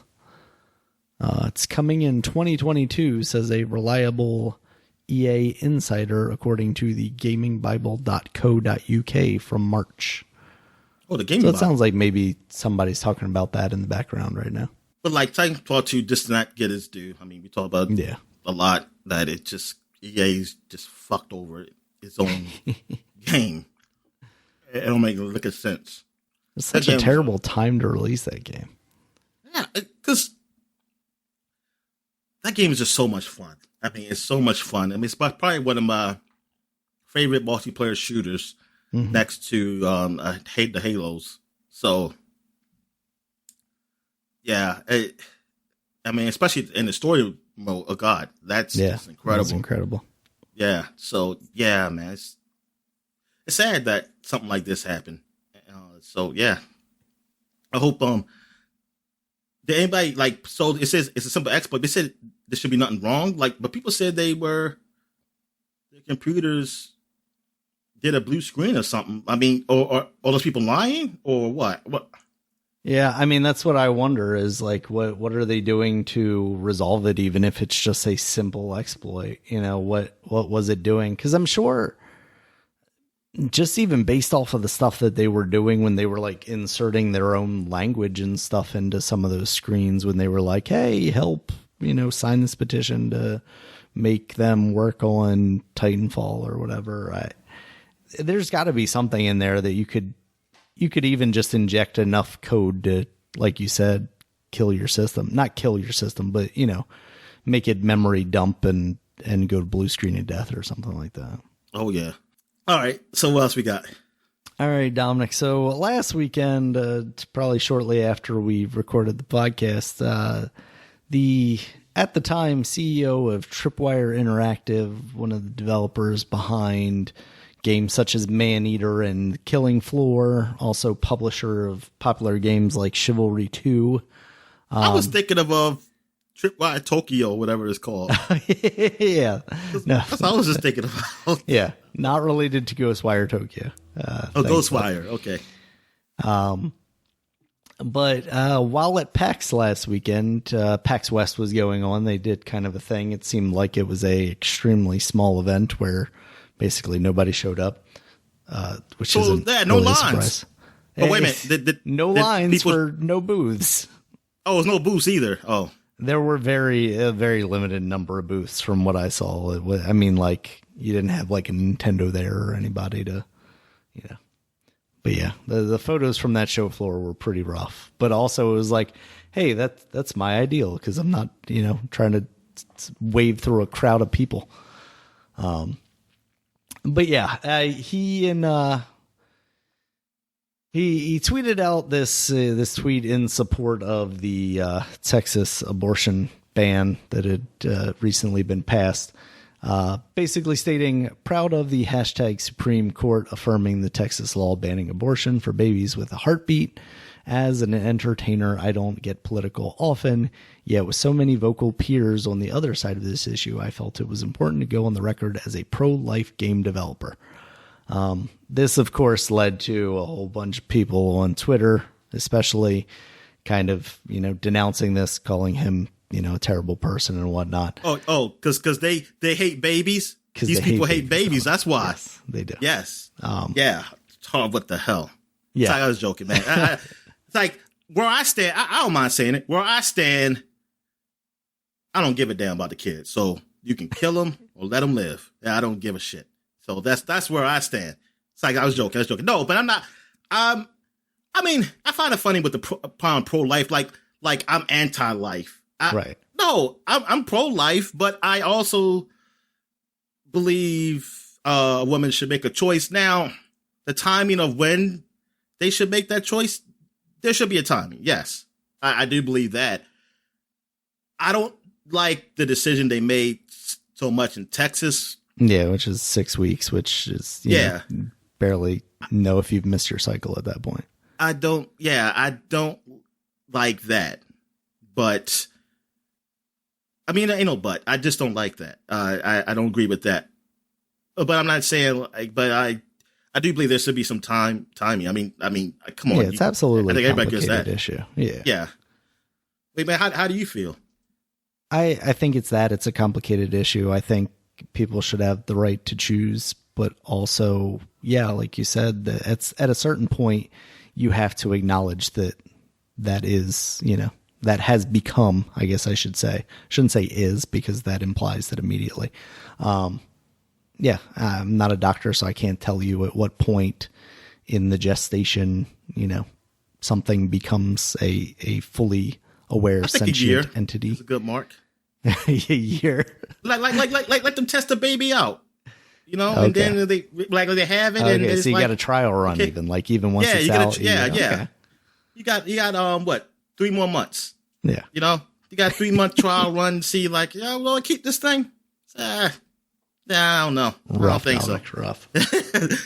No. But see, I think both sides of the political spectrum are not going after the problem of this, of asking why are people getting abortions? Right. Why do people get abortions? I mean, it's for many reasons, but if a reason is that because I can't afford to take care of it or things of that nature, why is that they can't afford it?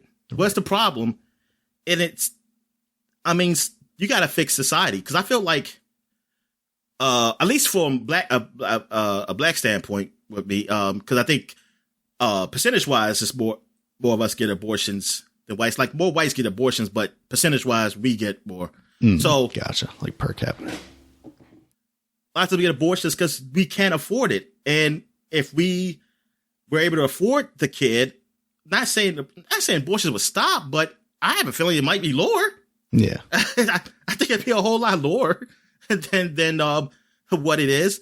But it's just such a concept that it's hard to even fathom, because I can't imagine a world where it's not a problem, because it's been a problem so long. So I don't know, like forcing people to have the kids definitely doesn't make things better. That's the thing. Not for that person, not for that child, even. Yeah. Not for society as a whole. And so that, I think you have to go for the stopping it, but I don't think nobody does, because they want to, just like with a lot of issues, they want to have that talking point to use. And the same people that'll tell you they're pro-life will also be against sex education and things of that would probably more dramatically lower things like abortions, Yeah. So, yeah, it's a complicated issue that a lot of times both sides don't like to see the complexity of. But yeah, when you get on Twitter and you kind of release tone deaf statements like this, you're going to get dragged a little bit. And unfortunately for him, he also, was asked to step down because of it. And at a certain point, I mean, here's the thing is, like, I understand wanting to express your political beliefs on Twitter. But also you have to understand that you're a representative of your company at a certain point, especially when you're at the level of being a CEO. Yeah. And I'm sure he has all that stuff, in his bio. He's probably got like a picture of Maneater at the top or whatever. And then you tie those claims to it, the company's going to have to distance itself from it. And you saw that initially with the companies that worked with Tripwire, companies like Torn Banner, who make Chivalry 2, basically saying, these views that were expressed do not, we don't share those opinions, things of that nature. And then I just want to, sorry, but I just want to know, like, John Gibbons, like, did he think of that? Like, he didn't know that was coming. So I feel like, or do you just not care because you're like, hey, this is my stance, and I feel like this is a moment for my side, right? Like, this is a win. That's what I'm saying. I don't know. Like, literally, I'm not saying he shouldn't have. If he felt like he really needed to, you do it. I'm just saying, is he himself shocked? Like, right. This happened or something like that. Maybe he's okay with it. I have no idea. But, or is he now just complaining about cancel culture? Yeah, exactly. I mean, but that's the thing. Like, but you're a public company like that. You have to think of like that. Like, there'll be views I have if I was ownership. But that's one thing. If you feel strongly about something and you not a person, you can let it go, slide, and not say nothing, then maybe don't take out that position of being a CEO or something of a company, or you better stay private. You better stay private. Like, don't ever go public. Say nah. Yeah, because I mean, a lot of those people, views. the only reason you even have any idea about their affiliations is because you get to see like where their donations are going, right? You know, they aren't out there speaking about things a lot of times. Yeah, and that's why a lot of these places go sometimes donate to both sides where you won't know. It's like, yeah.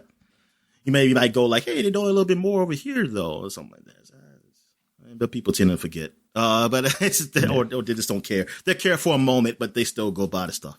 But yeah, that's the thing. Maybe he just was at a point where maybe he didn't care. Like, if they let you go, whatever. I don't know.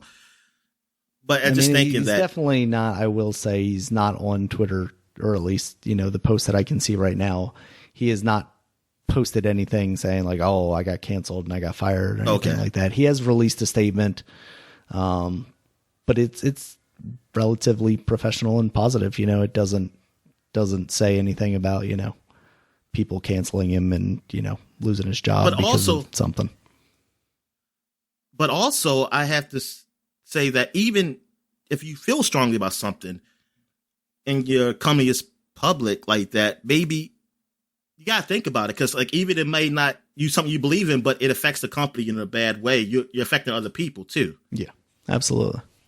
So I mean, that's the thing, right? Is like he puts this statement out, and then all of a sudden, all these contractors don't want to work with Tripwire anymore. But that's not just all of a sudden they're not working with him. They're not working with a company of what I would guess would be hundreds of people, right? So yeah, exactly. All of those people now, because of one bad opinion, have been sacrificed. I mean, that's the way these kind of companies work. That's the. I mean, you can look as probably wrong or whatever, but that's the way it works. So I think you got to know going in, like getting these positions, you're going to have to be a guy who don't. I'm sorry, you can't speak your mind. I mean, unless that's the audience or whatever product you're trying to sell or something, they're okay with it, like that way of thinking. So that's your clientele, but you just gotta hold it in.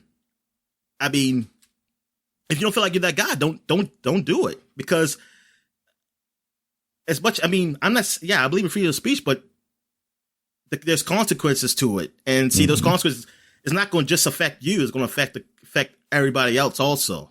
Absolutely. So that's why I say like that's not fair for you to take that position. Then don't take that position. Let somebody who can not feel like they got to express everything or certain things on issues or something like that. I mean, it's sad if you can't, but that's just the way it is. I mean, I don't know what to say. It's just that if you're about making money, you guys shut the fuck up. That's what it is. Yeah, that's really what it is. If that's what you're about, if you're about making money, you gotta shut the fuck up. Yep. I mean, unless you talking all the time is your way of making money. Unless that's the way. That's how you make money. Yep. I got a grift, Dominic. I got a grift. Yeah, the grifters, which not all of them, just most of them. All right, Dominic. In some other news, we got a ruling on the Epic versus Apple lawsuit debate situation. So it seems like everybody lost a little bit. Everybody won a little bit. Epic is going to have to pay millions of dollars to Apple basically to compensate for the money that they made while they were using their own direct payments through Fortnite before Apple removed them from the App Store. So the judge has said, you will have to pay them for that, even though our ruling is going to be going forward that third parties can basically implement their own purchasing infrastructure into applications. So you can then basically circumvent the App Store's payments, which is a positive thing. It gives people It gives developers options to basically cut out the middleman of Apple getting their share while also being on the App Store. They did not go as far as saying like Apple's a monopoly and therefore they're going to have to adjust their current rates for profit sharing. Basically, they're still at their 30%. And also, this ruling didn't make it so Fortnite is going to be back on the App Store. You know, maybe that's something that can happen with discussions between Epic and Apple at some point down the line. But I feel like that bridge has been burned at this point. And what's funny is, like, I thought this would have had a much bigger effect than it did. But Fortnite is still one of the biggest games in the world. And it seemed like losing it from the App Store didn't really do much to them. You know, when that first happened, it seemed like, oh man, this is big for them. You know, that's where a lot of their players are. And it feels like nothing has changed. You know, you don't hear anybody talking about playing it on an iPhone, but you also don't hear people talking about not playing it on an iPhone. You know, yeah, they're like, oh man, I missed my iPhone Fortnite. Yeah, they just found another way to play it, I guess. So it's interesting. Apple is going to be appealing this and you know, saying, hey, I still don't want people creating payment systems within an app that comes out of our app store. And to an extent, I understand why they have the walled garden mentality that they do. But it's funny because the whole idea is control over like the quality of product that you're putting out into the market. But there are plenty of trash apps out there, regardless of your ability to spend money inside of them, that doesn't go through Apple. So it's not like, you know, oh, by us doing this, you will only get good stuff out of us ever. It's there's still plenty of trash there. So I don't know. It seems weird that we're finally at the end of this, but also it doesn't feel like there's that much resolution to it. And it seems like it'll go on for quite a bit. What do you think, Dominic? Any thoughts there?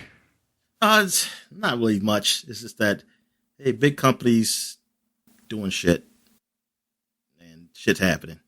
That's all. That's all I guess. That's all. So yeah, that's pretty much it. I just really have no really big opinion on it. I mean, it sucks. I kind of wish Apple would take less. I mean, for other developers, you know, not just for Epic, of course, but definitely for the other ones. But hey, I mean, if they're okay with it, I mean, the other developers okay with it. I mean, because there are choices. I mean, you don't have to go on Apple, but I don't know. Yeah, I mean, I feel like Apple doesn't need to take that much, like 30. You said 30%. Oh yeah, absolutely not. Especially when you see other companies now lowering theirs. You know, yeah, Epic Store, and Microsoft even. So I really need to go 30. But I mean, even if they adjusted it to like a sliding scale type thing, where it's like, you know, your first million or whatever sales is 5% that we take, and then the bigger game you get, the more we take, or something like that. You know, text style almost. Yeah. But yeah, I mean, Apple's going to do what they're going to do to make the most money, because, you know, they're making billions of dollars off the App Store every year. You know, it's wild, Dominic. It's wild. Speaking of wild, Dominic, did you have any news you want to talk about before we get into this Sony showcase that happened this week? All right, so let me check. Yes, just something small, but Super Monkey Ball, the new one, HD. Super Monkey Ball Banana Mania. Banana Mania, yeah. Is that still like a totally new game? It's like the greatest best hits. Off, right? Yeah. Okay, yeah. I knew it was something like. Well, they're gonna have 3 new characters in the game. One is the Game Gear. One is the Sega Saturn, and the last one is the Dreamcast. They're actually going to be characters in the game, those systems, like in the ball. When I saw it, I thought it was pretty crazy. Like, first out, when I saw that the Dreamcast, Saturn, and Game Gear were in Super Monkey Ball, I was thinking like, oh, I guess maybe it's a stage or something in the background or something like that. maybe a shirt that has like their system on it that the monkey wears or something. I don't know. But no, they're characters. And hold on real quick. Something's beeping. So like you just see the system from the trailer I saw, like just in the ball, just standing there. Like that's it. That's really what it is. It's like it just takes the place of the monkey in the ball. It's pretty silly, but it looks absurd. It's something. Yeah, yeah. Exactly. When you said character, now I wish they had put like arms and legs on those things. Exactly. That's what they should do. Or like, yeah, put arms and legs or like an ear, like it's a monkey. That's his head. His head is the Game Gear or the Sega Saturn Dreamcast. Yeah. Got Dreamcast mask on. All right. Or the body. Or it could be a monkey head and that's the body, you know? And yeah, either way. But yeah, that is pretty crazy. I mean, we already talked about they're going to have Morgana up there in the game. So, like, it's cool that they're adding these other things to it. I mean, they should just add basically like Sonic or something in here. I was going to say, put Mario in there. Well, for the lab, Mario for the Switch version, yeah. All right. And the Xbox version. I think that's it. Let me check real quick. I see something with Far Cry 6 is crossing over with Stranger Things. Oh, really? And Rambo. I feel like we talked about Rambo before. Was that for something else? That was for Rambo was Call of Duty, right? Call of Duty, yeah. Yeah. Well, that's Far Cry 6, so they want some of that Rambo. It says right here in the Game Informer. I'm just reading. I'm like, this is the first time I'm seeing it. I'm reading what I'm seeing. All right. Far Cry 6's DLC invites you into the minds of madmen, reminds us why Rambo is awesome, and veers into the unexpected territory with Stranger Things crossover. It says Ubisoft shared new details for exciting post-launch content and also gives a nice look at what we can expect. So not only that Boss and Sandy DLC, you know, with the bosses and stuff. So now they also talking about this new stuff. Okay, let me try to see what they talk about here. It seems like such a weird disconnect because you have like Far Cry, which is this story about this like rebellion trying to stand up against this dictator. And then it's like, but also we got the kids from Stranger Things over here. It says, okay, so they got 3 free crossover missions are on the way. One of these missions sees actor Danny Trejo teaming up with Far Cry 6's protagonist, Danny Roas. Next up is a Rambo event that's supposedly designed like a 1980s action movie. Okay. And the final crossover event brings the player to Stranger Things upside down for a rescue operation. What is upside down? Is that like an episode or? It's the upside down world, like the bluey place where everybody goes and is like dead. Oh, the stuff was upside down in it? I didn't even realize that. They called it the upside down. It wasn't, okay. It wasn't necessarily upside down. Oh, I totally forgot. Been too long, Dominic. Yeah. Time to go back. Yeah. But thing is, Stranger Things, I watched the first 2 seasons. And the second season wasn't as good as the first, and I heard the third wasn't that great either. I just didn't bother watching it. I didn't watch the third one. But yeah, they're just having a lot of post content. I mean, this is what Ubisoft does with these games. They freaking have a ton of content in them. Like, you can literally have that one game for years and like, cause you can just play it. I mean, it's ridiculous. It's like, I can't possibly do all this shit like ever. It's like, that's why I almost feel like if you get that Ubisoft pass, it's like that. Hey, you're good, man. You just keep playing Ubisoft games. You'll be playing forever. Yep. I wish goddamn Game Pass would team up with them because that's what I really want. Then you never have time for anything, Dominic. I know. Just be Ubisoft fucking item hunting all day long. All day long, yeah. And then I realized, I wasted my fucking life. On your deathbed, you're like, I did not get that last collectible in Odyssey. Oh, no. My life is meaningless. All right, so I guess we could talk about the big show, Sony Showcase. All right, Dominic. Yeah, and this thing was big. I didn't get to catch it live, and I just kept seeing things pop up on Twitter, and it was just like more and then more and then more. So the show kicked off with one of the the big surprises, at least in my opinion, I don't remember us talking about any sort of rumors for this, but KOTOR, Knights of the Old Republic, the Star Wars RPG, that is getting remade for the PS5, and it sounds like at the very least this will launch exclusively on the PS5. I can't imagine this would be PS5 exclusive. I mean, that seems like a crazy move from Disney. The way I see it is that it's coming on PC also. I saw on Game Informer. That's already it's coming to PC. Gotcha. Now, then they said no other console was announced yet, or hasn't been announced as of right now. So we don't know.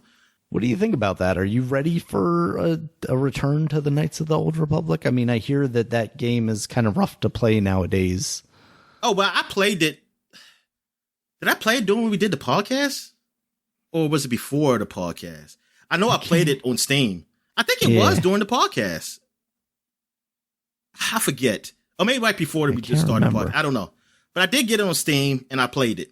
I played both of them. Yeah, they were rough, but I got through it. I would not mind playing an updated version of that. Like, I definitely could. I would love to play that. And I would love to have actual games that are, like, in that universe. Mm-hmm. So the question is, to me, is this still a Legends, Star Wars Legends? Like, it's not... Or does it become canon by... Yeah. Yeah, that's a good question. Because I think it should be canon. I think it should be. I mean, it takes place a very long time ago, so it's not like it really connects to these newer ones. I mean, there have been references to like Darth Revan and whatnot, I feel like, in some of the newer canonical material. So I don't know if, and of course, that dragon that we saw in the Mandalorian, that was in the game. Right, yeah. That alien dragon thing, whatever. So yeah, I mean, I hope it's, I mean, it's not really a big deal if it's not canon or not, because it's so separate from the other shit that doesn't matter. Yeah. But yeah, I played an update version of that game. Yeah, I really want to play that. Thing is, okay, who's the guys who making it again? Aspire, I think it is. What have they done? Let's see, Aspire. Republic Commandos. I think they're the ones doing like port work. So they did they port for Republic Commandos, Star Wars Knights Jedi Academy, Jedi Outcast, Stubbs the Zombie, Civs 6 Mobile. So it seems like they do stuff like that. I mean, I hope they do well on this. You know, I hope it turns out to be pretty good. Yeah, they didn't have anything to show off. It was just, a render of Darth Revan, but yeah, that's pretty cool. After that, Dominic, they showed off Project Eve. Now, this one looked really cool if you're into like Bayonetta DMC style action, stylish, like a Platinum style game. Yeah, it's definitely a Platinum looking game. Yeah, but it looks pretty good. I was very impressed by it. I don't know when the hell Devil May Cry. I said Devil May Cry. I mean Bayonetta 3. Yeah, it's coming out. It's going to be exclusive to Nintendo's Nintendo Switch. Just like, hey, we never got a 2 on any other console because it's exclusive there. So that's good that we can finally get another game of that ilk that looks similar to that. And hey, we got a female heroine, so it's like, hey, since we can't play Bayonetta, unless you got a Switch, that's the only way you can play as her. So at least we got, hey, they're giving us one. They say, well, we're going to give our own for the other consoles can play as. So yeah, it definitely looks cool. Like, I definitely would like to get my hands on this game. I mean, I like that type of game. I mean, this game reminds me of another Platinum game, the Nier Automata. Oh, really? Okay. Because the story is that, like, she goes to Earth and something happened. Like, everybody's gone. That's just how Nier Automata was. There's no humans or nothing there or anything. And she's like I don't know if she's a robot, though. I think she might be human. I have no idea. Or Android, something. She looks weirdly more anime than some of the other characters, I feel like. Yeah, so it seems along those lines. Yeah, it definitely gives me that vibe. Just not gameplay wise. Even though Nier Automata, I mean, it was action. It was action role playing. But this don't really see a role playing element. It's more just action. Yeah, because she's just cutting up demons all over the place. All right, yeah. So after that was Tiny Tina's Wonderlands. There was just a short trailer there. That's coming out March 25th. Still looks good. It's just like a joke in there about like, oh, how come there are guns in a fantasy setting? And she's like, shut your mouth. Ha, ha, ha. Yeah, it looked like it'd be fun. I mean, I hope it's better than 3. Borderlands 3. It's the direction they're going with this. Something like that's different, and maybe that will make it feel more fresh. Yeah. Yeah. All right. After that was Forspoken. Now, we had seen Forspoken before, but it was really always just kind of the gameplay, and it's kind of platformy. You're seeing a lot of jumping, and it's a lot of fast movement. But this one was kind of more focused on the story of it, and it seems like this woman from like a more modern world is transported back in time or to a different dimension or something. And it seems really neat. Like I liked what I saw there as far as like the way she's interacting with this like very different world than she's used to. And so I'm guessing that's the real actress who's playing her because she looks like a real person. Yeah, it's gotta be, right? Let me see. Yeah. Spoken. She looks familiar. I know that. I feel like I've seen her before. It's the woman from The League, and she was also on True Blood. Janina Gavankar. I'm always terrible about pronouncing her names, but she was also in the Star Wars game. Oh, her. Year. Oh, okay. Yeah, she was in the Rogue Squadron one. Well, actually, it looks a little different than her. Yeah, the character definitely looks like she's younger too. Younger, but young. Yeah. Yeah, she definitely doesn't look. It doesn't look like they just took her face from there.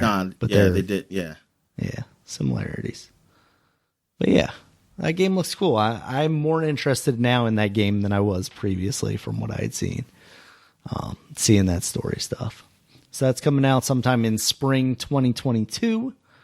After that was some Rainbow Six Extraction. That's coming out January of 2022. So very relatively soon. You can get your Rainbow Six with zombies on. When was that supposed to come out? Was that supposed to come out this year, right? I think originally, it was supposed to come out this year and then got pushed back, much like most of the Ubisoft games did. Yeah. All right. After that was Alan Wake Remastered, which earlier in the week had actually been announced that it was coming out, but they showed off a little trailer here. And I believe this was the first time they showed the release date, too. That's October 5th. So that's also coming out on the Epic Store as well. So how you feel? Because you were a bigger Alan Wake fan than I was.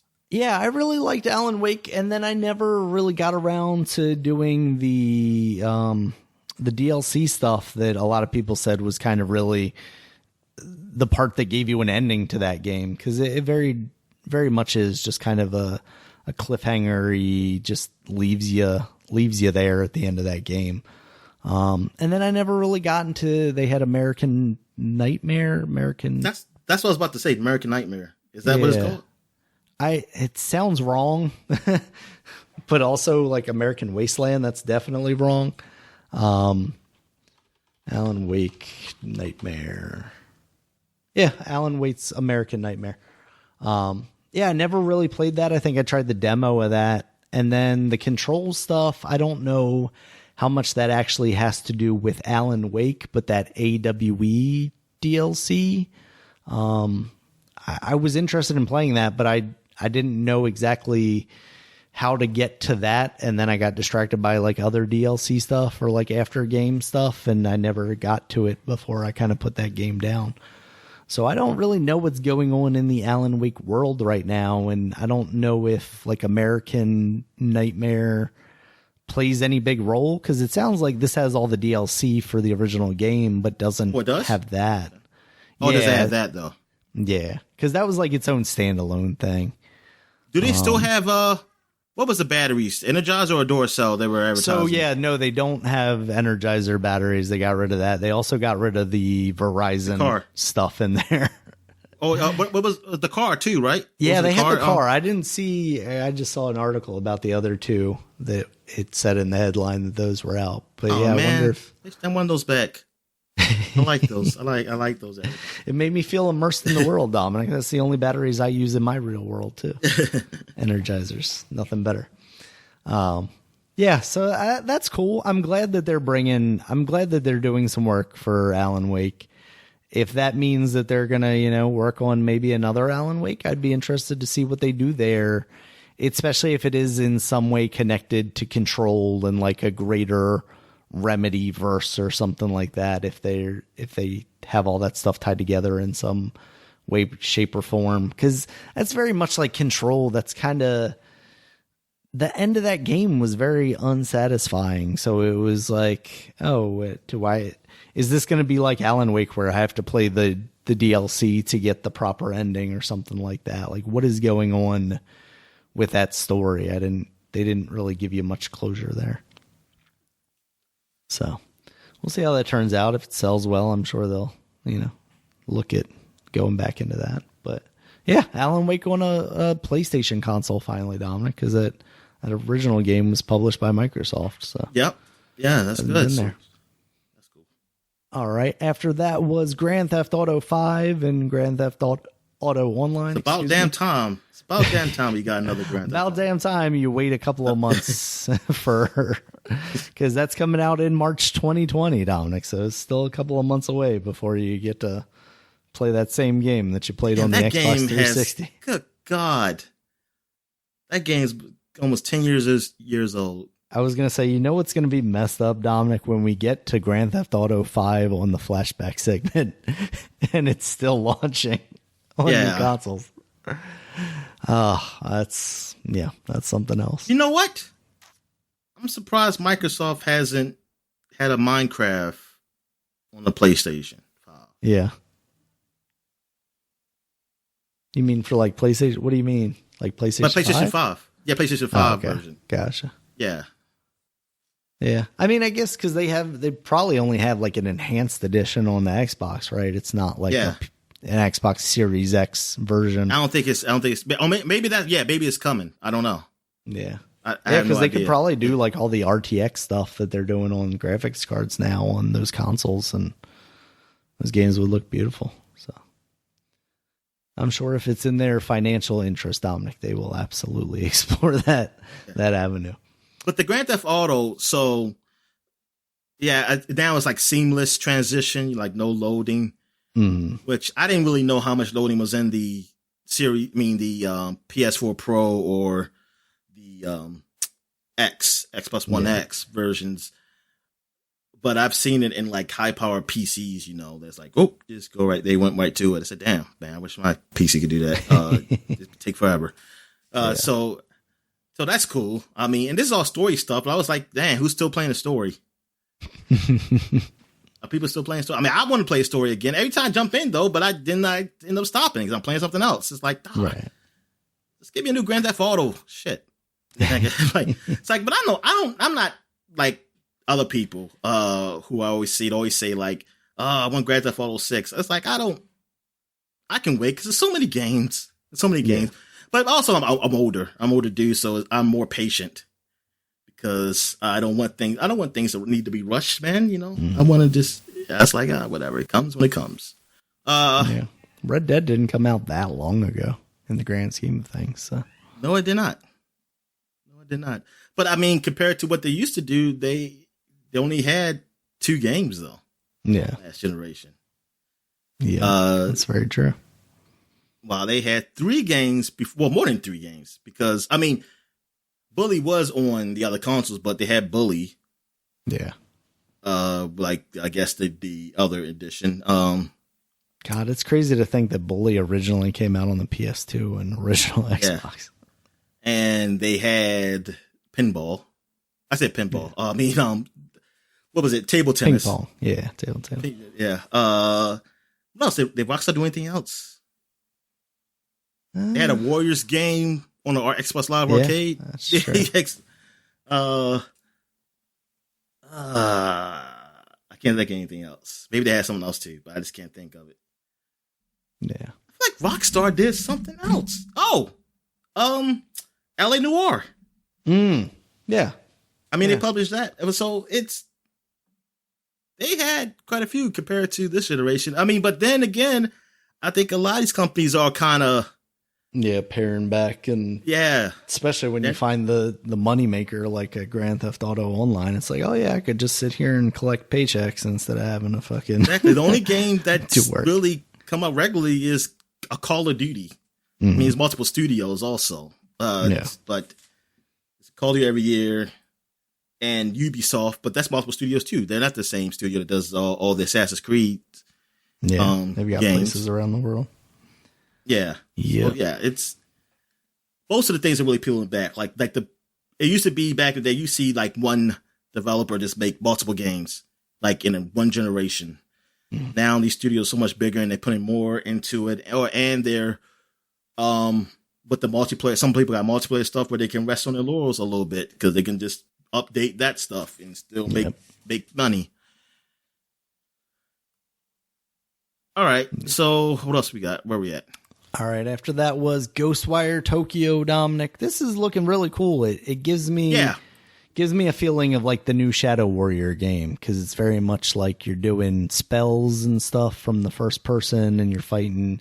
But this you're fighting more like ghosts and creatures instead of like demon-y kind of thing. Yeah, I don't like that headless school chick. That was not cool. Yeah, there were definitely a couple of headless things attacking people and drop kicking people and stuff. It's definitely got a certain vibe to it. It looks cool. They did not give a date for that. I think that's currently still like 2022 is where that was delayed to, because it was coming out this year and then got delayed. But that's looking very cool. I'm very interested in what that ends up being. After that was some Guardians of the Galaxy. We know what that is. That's coming out October 26th. Just more of that game. So what they showed. I mean, it looks too much gameplay. Interesting. It looks good. I mean, look, I'm more impressed with this than Avengers. Yeah. I want to see what this ends up being. Like if reviews are positive on this, I'll give it, a second look, I think. But then again, I hope it runs on I can run it on my PC, because Avengers runs like shit on my PC. But also I think it runs like shit because they didn't optimize it well. Because I'm like, I played better looking games on my PC. I don't know why this game can't play, but I think other people have said the same thing. They said, man, it runs like shit on their high graphics card or something like that. So you just got to play the streaming version on the Switch, Dominic.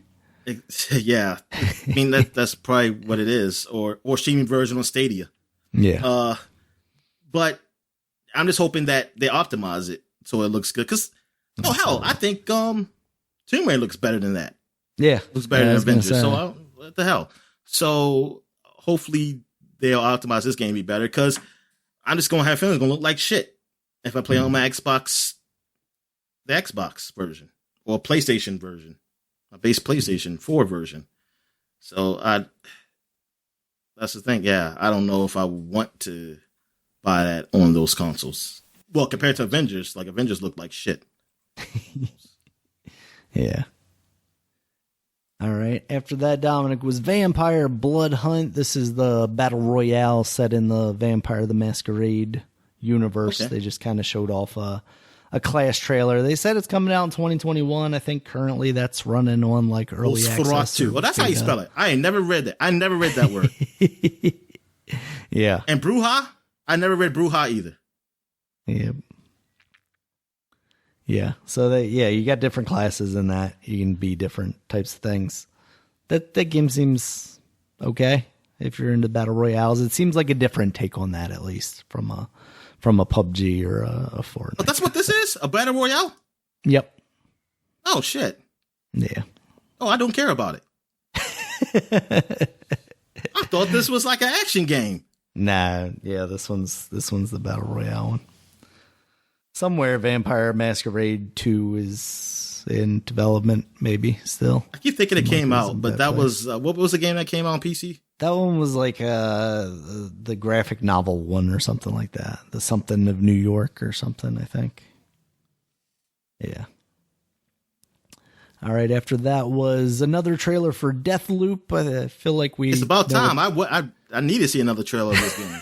I feel like we know what this game is, which is appropriate because it comes out next week at this point. So, we're very close to the release of Deathloop. So about time. Daniel, if I see a bunch of 7s, I'm going to be so pissed. If I see 7s for this fucking game. I mean, 7s ain't bad. It's good, but it's like, man, this game, the way I'm afraid that it's going to be around 7. I want to believe it's going to be an 8.5. 8.5 or better, so. Dominic. That's where I'm hoping for. We will see. It'll be a short couple of days. Stop putting black people as leads if they don't do well, Daniel. That's what's going to happen.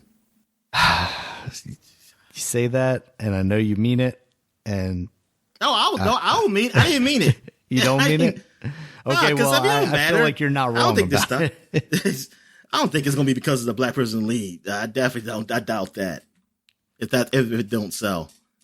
Oh no, that won't necessarily be why it won't sell, but that will be one of the somebody in a marketing room is going to be like, oh, we tried this and it didn't work. Let's throw that white dude in there again. Yeah. And then they release Deathloop Whitewashed Edition. And it sells millions, Dominic. All right, speaking of whitewashed, Dominic, after that was Radiohead and Epic's whatever the fuck they're working on. Yeah, what is this? So they're doing like an anniversary Kid A remastered thing. It's Kid A is a famous Radiohead album. Is it going to be like the heavy metal? I mean, not heavy metal. Metallica game or something, or no, like Kiss. Like Kiss game, yeah. I don't know. It seems like nobody really has any details on what this is yet. But yeah, Kid Amnesia is a thing that's happening, and I don't know what that means. But it would be hilarious if it just ended up being Radiohead in Fortnite. Because that's the only reason I know what Radiohead is because of South Park. Yeah, they were on South Park in the Halloween special. That's the only reason I know that group. I ain't never heard of them in my life. I forget that they were on there. Oh, yeah. Yeah, Radiohead's good. I don't know. I didn't listen to much Radiohead. I like the like singles that I know of, like Creep and stuff. That's a good song. So, all right, Dominic. After that was Chia or Taichia. I don't know how it's pronounced. This game reminds me of Zelda Wind Waker. Yeah, it has kind of that vibe because you're kind of sailing around the water, but you're also like taking over people in like a Mario Odyssey style thing. Like not people necessarily. Like you transform yourself into a bird at one point in the trailer. There was another animal I think she possessed. It has a very sweet cartoony art style to it, and the girl's playing a ukulele at the beginning of it. And you float on a leaf like on Zelda Wind Waker. Yeah. So I definitely get where you're coming from with those vibes. Definitely. Seems interesting. I want to see more about that. They didn't have like a date or anything. So it's like Zelda Moana or something like that. Yeah, I could see that. Yeah. Just give me Moana the game, Dominic. I'm sold. All right. After that, Dominic, it finally happened. Uncharted: A Thief's End and The Lost Legacy are getting remastered for the PS5, but also the PC. We had heard about that a long time ago, that A Thief's End was coming to the PC, and now we officially are aware of it's happening. So that's cool. People can experience that series. The end. People can experience the end of that series if they haven't been able to play any of the other games. It's like, just put the other 3 up there. Or put the whole fucking collection, even the Vita game. And yeah, I think it's just a Vita game, right? Like, yeah. Only other one. Yeah, just put that up there too. Something. Yeah, I mean, especially because they did do the Uncharted collection for the PS4, right? So you can make that happen. I feel like. Hey, the Vita game you can't play nowhere else, right? They didn't make it so you can play it on PS4, right? No, they never did that. And I wonder how complicated that would be because they did use like the touchscreen stuff and whatnot, but you do have the little touchpad on the center of the PS5 and stuff. And I mean, you have to work a little bit more. Jesus Christ. Yeah, they really moved away because there was a while there when they were releasing PSP games, and then they were like, okay, we're going to put all these on PS2s. On PS3, they were releasing PSP games. Mm. Man, that's how I played the God of War games at first until they had the collection. Yeah. Yeah, the Vice City Stories game, stuff like that. Even like the Siphon Filter and whatnot, I think. They came out on the Vita, but they never really got into that stuff when they came to the Vita or the PSP, and then when they came to the Vita. They never really did that stuff. So, yeah, that is the Legacy of Thieves collection, so that's coming out early 2022. No specific date for that yet. And then we get into some unannounced stuff. First up, a new Insomniac game.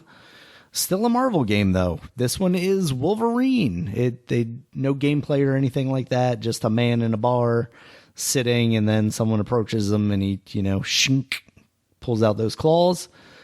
But I don't know about you, Dominic, but Insomniac plus a Marvel superhero. They did a good job with Spider-Man. I'm sold. And Wolverine's definitely a cool character. You were joking earlier about how with me about how, this has got to be an M-rated game because you can't have this dude with knives coming out of his hands just freaking punching people over or whatever. Well, unless he's just fighting robots. Oh, the Avengers solution. Yeah, basically. Yeah, hopefully that's not the case, and hopefully they do, go full on with this. Resistance was rated M, right? I don't know about the first one. Have been. I feel like the other ones were though.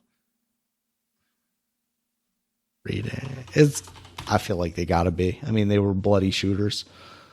It would help if I put game in there, I guess, because they gave me they gave me the series that's on Hulu. And they still didn't give me what I wanted. But I'm just gonna say they were, Dominic. I'm pretty sure they were M-rated games. Yes, there's an M on that cover of the first game. So done it. I don't feel like it would hurt the sales of Wolverine if it went M-rated. It don't hurt Call of Duty. I exactly. know that. No, you still got Insomniac, Sony, and Marvel. It didn't hurt Grand Theft Auto because I can't tell you that all those sales are just everybody over 17 is playing this game. Oh, obvious. That's it. Come on. That's just everybody's over 17. Was illegally playing that game, Dominic. Not at all, Dominic. Not at all. All right. So that's very cool. After that was Gran Turismo 7. Woo! Some pretty ass cars. That's coming out March 4th of next year. It looks gorgeous. And you saw a map. Now I didn't see that you can drive around that map. I don't know if you just click on it and you just go there. Here's a menu in map form. Yeah, because they didn't show it. I wanted to see that. I was like, oh, if they do that, that's different. That's kind of cool. Start more towards like a Horizon type thing. Yeah. So, but I think it's still more what Gran Turismo is, which is fine because people like that traditional way. Yeah. And we've got Forza for that other need. Yeah. So it doesn't have to become Forza. Yeah. But it's just that my interest, like Forza Horizon is just the best thing. Absolutely.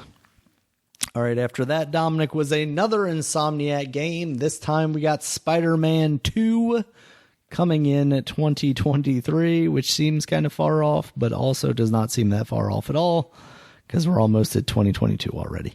Now, you hear a voice at the beginning of this trailer talking to Miles and Peter, and they don't really make it clear who it is. It seems like maybe it's Craven because he's got kind of an accent. That's what I was thinking. That's what it sounded like to me. European accent. I thought I was going to see Craven come out those shadows. Yeah.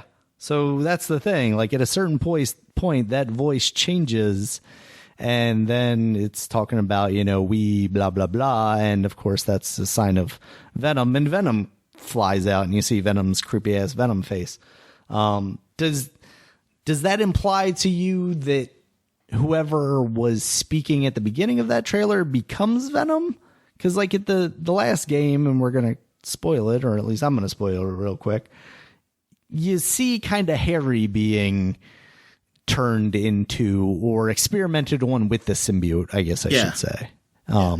So we kind of, there was speculation there that Harry would become a Venom character in that, or, you know, in some way do that. Because they kind of did that in the Ultimate Comics, where it was like a clone of Gwen Stacy became Carnage or something like that. It got really weird.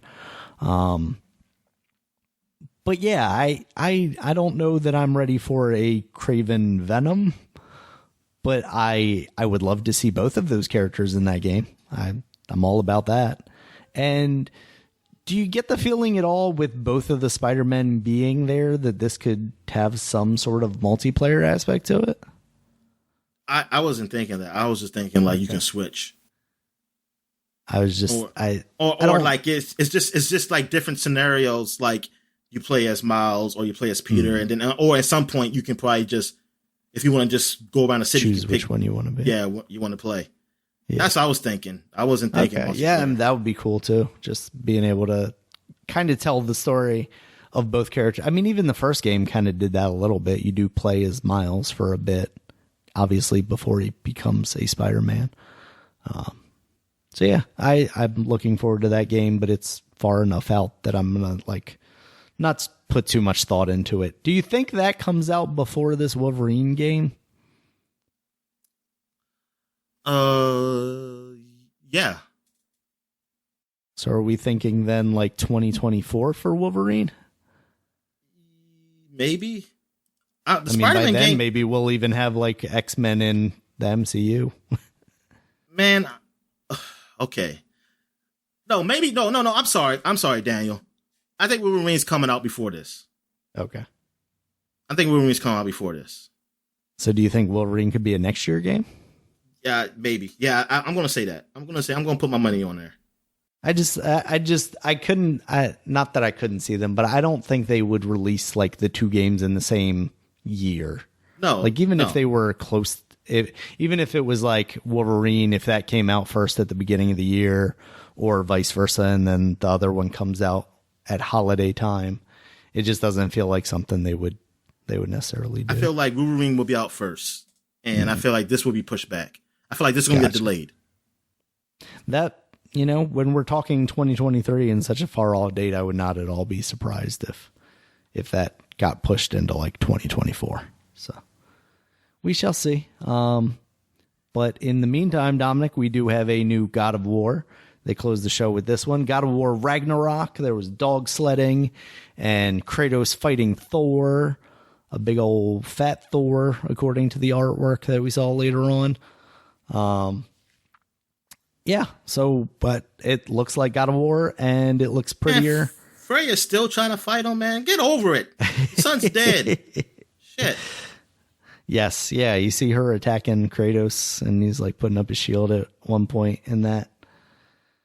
I saw somewhere, and I don't know how valid this was, that this was going to be the last game in like the North setting, and I don't know if I'm ready for that. Like I feel like they could milk more out of this. I don't know. I don't know what their plans are, but it just feels like there's so much more, especially when you look back at like the previous trilogy that ended up having like Ascension tacked on, and then all the like handheld games. There were just so many gods that you could visit, and obviously maybe they're going with like a more focused direction here, and Thor is kind of the end all. You're not going to get to a what's his name? Odin. Yeah. You're not going to get to like killing Odin or anything like that, but I don't know. I just like this setting so much, and so far the story is pretty damn good that I would not mind more in the same setting if they have a story to tell.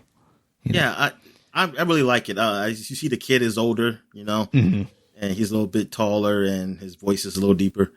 But this is one of my most anticipated games. Like I can't wait for this. Looks great. Yeah, it does. It does look great. And I expect it to run great too on a PS5. Oh yeah, it's gonna look beautiful up there. It's gonna run like shit on a PS4 though. I mean, If I it don't looks think that'll be the case. Yo, that would suck. If it looks, that means it will have to look worse than the last one. Yeah. Yeah. We already know that game can run on a PS4 or, a similar game. Yeah. So that would be extremely unfortunate if they came out with a version that did not run well. I feel like you can't, like a tentpole title like that or Horizon or even Gran Turismo, like if they're putting those out on the PS4, they'd just be better off not releasing those versions if that version were to run like shit. Like that's just making you look bad. Yeah, it is. Because I'll be angry. I will send death threats. Oh, no. We'll do that. Not the death threats. Yeah, so what'd you think overall, Dominic? This is a pretty good show. Yeah, this is probably the best PS5 show I've seen since they talked about the PS5. Mm-hmm. Well, PlayStation show, I should say. But yeah, this is like the best show I've seen like since they announced the PS5, like overall show. Like the other shows, they had some stuff, but it was always questions and like, I don't know. And then some shows was just whatever. But this one was probably the most one I'm actually excited for. Like I was excited to see this news. Mm-hmm. I was like, oh, okay, this is actually good. This is what I expected them to show like around the E3 time. Yeah, that's what I was thinking. This is basically like their E3 press conference equivalent at this point, because we got like a little bit of Horizon around that time or like shortly after or something like that. Mm-hmm. But we didn't really get much more than that. And this is definitely like bringing out the heavy hitters while also, paying homage to some of the stuff that's coming out sooner and, may get people in a PlayStation 5 a little sooner. Now, are they still going to do that PlayStation show this year? Because I know they didn't do it last year, but... Oh, the, like, whatever thing. I know what you're talking about. The one where they had, like, people come out. Basically, PAX for PlayStation, right? I don't think they've said anything about that. Usually happens, like, almost around when the Game Awards show happened. Yeah, I can't remember what they called that. It wasn't just a state of play, right? No, I don't think it's called state of play. Yeah, but I don't know. I feel like every time... I think it's called PlayStation Jerk Off. I think it was called. I mean, that is when they had like Shenmue and Final Fantasy announced and all that stuff, right? Yeah. Did they do that 2 years? Or have they only done that once? I don't know. You know what? Remember. I don't think they did it 2 years ago. Okay, so they've only done it one time? Oh, they done it twice. Oh, okay, they did do it. Okay. Yeah, because I feel like both of those times they announced it like very late, like 2 weeks out from the actual event. It did. It wasn't like announced, because like tickets were going like, it was so weird because like you getting tickets is like, oh, darn, I wasn't, this was happening. These hotels are already full. I have no place to stay. Yeah, so I feel like... Oh, shit, football started. God damn it. Are you ready for some football? No. Yeah, so I feel like if they were to do it, but I have my doubts that they would, considering the way things are still questionable, health-wise with the nation. So if they weren't taking part in like PAX, I don't think they're gonna throw their own show or celebration. They might have like a digital event around that time. That wouldn't necessarily surprise me. But at that point, if you're doing it that close to the Game Awards, you just hook up with Keeley and you give him your biggest title to close his show with and have people talking about it. That's how I could see that going. Okay. Oh, thank God. All they're doing is the national anthem. Yeah. All right. So did you have anything else before we get to new releases, Dominic? No. All right. New releases this week, Dominic. We got Bus Simulator 21 for the PS4, Xbox One, and PC, because everything needs a simulator now, and also apparently there's a bus driver shortage. So get your training in now, and then you can get a a county job. For all buses, man. I mean, school buses, I know the MTA. I mean, it's crazy. I'm saying, is this like all over America or just in around here? I don't know, because I didn't realize it was a thing until one of my coworkers was telling me that, our kids don't get home until after 5 o'clock now because of the bus driver shortage. And I'm like, holy crap. Didn't even know it was a thing. Damn. I want to tell my teacher, you can't give me homework, man. I don't get home till late. That's why I always want to know. You sit here and wait for the bus. Like people who play sports, I always want to know, like, how should I do your homework? Because, especially for my school, in my school, you didn't have just 4 classes in high school. My school had 6, and they were like 45 minutes. Yeah. So I was like, how did y'all do your homework after? I was like, I couldn't barely do it, and I don't even stay after school. And I go home. I always want to know how they did it. And maybe they had somebody to give them that homework. I don't know. I just always figured, like, did y'all just stay up late to finish it or something? Or like, I always wanted to know how they did it. They were just dedicated, unlike you, Dominic. That means maybe so. Sport. I mean, I'm sure some of them are. Oh. Some of them had some freaking great grades. And then some of them got helped by the coach. Absolutely. I don't know about my school because our sports ain't that big. That is like, no, I can't imagine somebody cheating for. It's like, is it worth it? Is it really worth it? Yeah. You're not going to be a prospect. I ain't helping you. Yeah, exactly. All right, Dominic. Also out now is Chernobyl Light for the PS4 and Xbox One. Yes, finally. Chernobyl One Light. Of the many Chernobyl likes. It's fucking ridiculous. So many of those at E3 on that PC game show. All right. Also, people were excited with this because it kind of reminds them of Was it Stalker? Stalker. Yeah. Yeah. Yeah, because they said it's a similarities to it. That's cool. I mean, if that's what people are looking for, absolutely. And, this new Stalker comes out too. So that's good. We also got Fist Forged in Shadow Torch. Is that the rabbit game? That's the rabbit with the big old metal fists, side-scrolling. Is it better than Biomutant? That's what it reminds me of when I saw that thing. I was thinking of Biomutant. I think it is getting more positive reception than Biomutant is. Oh, okay. I think people are... I had the Metacritic thing opened a minute ago, but now I am failing to type things for some reason. Biomutant, a game I heard for a long time. It's got an 81 on Metacritic right now. Wow. Yeah, Biomutant is a game I heard for a long time. Fist, I didn't hear about till this year. Yeah. Yeah, but that seems pretty cool. Maybe last year. That's one I would like to see show up on Game Pass, because I'm not necessarily sold on just picking it up, but if I got to try it out, definitely check it out. All right. Also out now, Dominic, is Sonic Colors Ultimate Edition for the PC, Nintendo Switch, PS4, and Xbox One. I kind of want to play this because people, they really like the Sonic Colors. And I was like, maybe this is probably the good new Sonic. This is the one of the new Sonic. This is the good game. Mm-hmm. I want you to play it too, Dominic, so that you know that those people are liars. I want to play the werewolf one too. That's the one. The hog wolf, well, whatever it's called. The werehog. The werehog. Yeah. Werehog.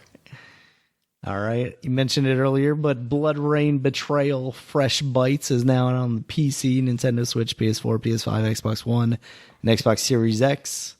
So if you're 10-year anniversary. To get back to Blood Rain, you can check that out. All right. Also out is the Artful Escape, which you mentioned earlier. That's out on PC, Xbox One, Xbox Series X, and is part of Game Pass. You can check that out if you got that. Life is Strange True Colors is out now on the PC, PS4. I might just play this one, Dan. I might just play this one and just play the other ones later. Just so I can it doesn't seem like you got to play all the rest of them to get this one. So, I think that's probably a safe way to go about that. But that's out on basically everything, PS4, PS5, Xbox One, and Xbox Series X. You also have Lost in Random out this week on the PC, Nintendo Switch, PS4, PS5, Xbox One, and Xbox Series X. So that's like that claymation-y Tim Burton one. Ah, okay. Oh, that's out now? What's it called again? Lost in Random. Damn, why I think that was a Game Pass game? I think everything's a Game Pass probably, game. It feels like a lot of things are. Or Microsoft does that thing where they're like, 21 out of these 23 games are going to be on Game Pass. And they probably gave you like a little thing in the corner that said this is going to be on Game Pass, but you're never like, you're paying more attention to what the game looks like, so you're never sure. Yeah, so that's out now. You also have NBA 2K22, PC, Nintendo Switch, PS4, PS5, Xbox One, and Xbox Series X. I am shocked that those games still come on the Nintendo Switch, to be honest with you. Yeah, they probably don't get many upgrades. Well, I'm not really that shocked. That the PC version is just the base console versions. Like, it's not the new, like last gen, not new. Yeah. New gen. You wish you could be shocked, Dominic. Yeah. Yeah, that sucks. Like, come on. We obviously know that these games would run fine on a powerful PC and next gen version, and you also develop them on PCs. So why not just put the proper version on there? All right, Dominic, we also have Tales of Arise for the PC, PS4, PS5, Xbox One, and Xbox Series X. I think I might want to play this because I heard some really great things about this Tales game. This would be like the first Tales game I ever play. Okay. That's positive. I like to hear that. And then we got WarioWare Get It Together for the Nintendo Switch, Dominic, which I mentioned earlier. As far as playing the demo of that, seems not quite what I was looking for. So, yeah. Oh, that should have been a flag. He grabbed that face mask. I saw it. Who's playing that you're watching right now? Well, I'm watching Red Zone, so it's multiple teams. So this is the Falcons versus the Eagles. Gotcha. In Atlanta. Bird New Orleans violence. is, I forgot where they're playing. They're playing somewhere else because of, the hurricane. The hurricane. Gotcha. I don't know if it's LSU. I'm not sure. Or Florida, somewhere in Florida. Or was it? Or Texas? I don't know. They're playing somewhere else. I know that. Okay. And they're playing Green Bay. If it's LSU, if they're playing in the same state, wouldn't it be better to play in your stadium instead of like a college stadium? Well, their stadium I guess it could be in a different area. The area. Yeah, I mean, maybe that it's makes sense. Yeah, maybe it's not as bad as Baton Rouge, but I'm not sure. Gotcha. Yeah. All right, Dominic, those were our new releases. You got anything else for the week before we get out of here? No, I'm good, man. All right. Thank you guys as always for listening. You can check us out on Twitter. Dominic is at DStallworth5. I'm at Regulus MB. The podcast is at Supapod, SUPAPOD. Supapod.com is the website. You can check all the previous episodes out there, as well as links to all the places you can find us, including the video version of this podcast, which is on YouTube, where we have gameplay underneath these wonderful sounds that you're hearing. And also places like iTunes, Stitcher, Google Podcasts, Amazon Music, all the places you can find podcasts nowadays. And until next time, guys, we'll see you later. All right, see ya.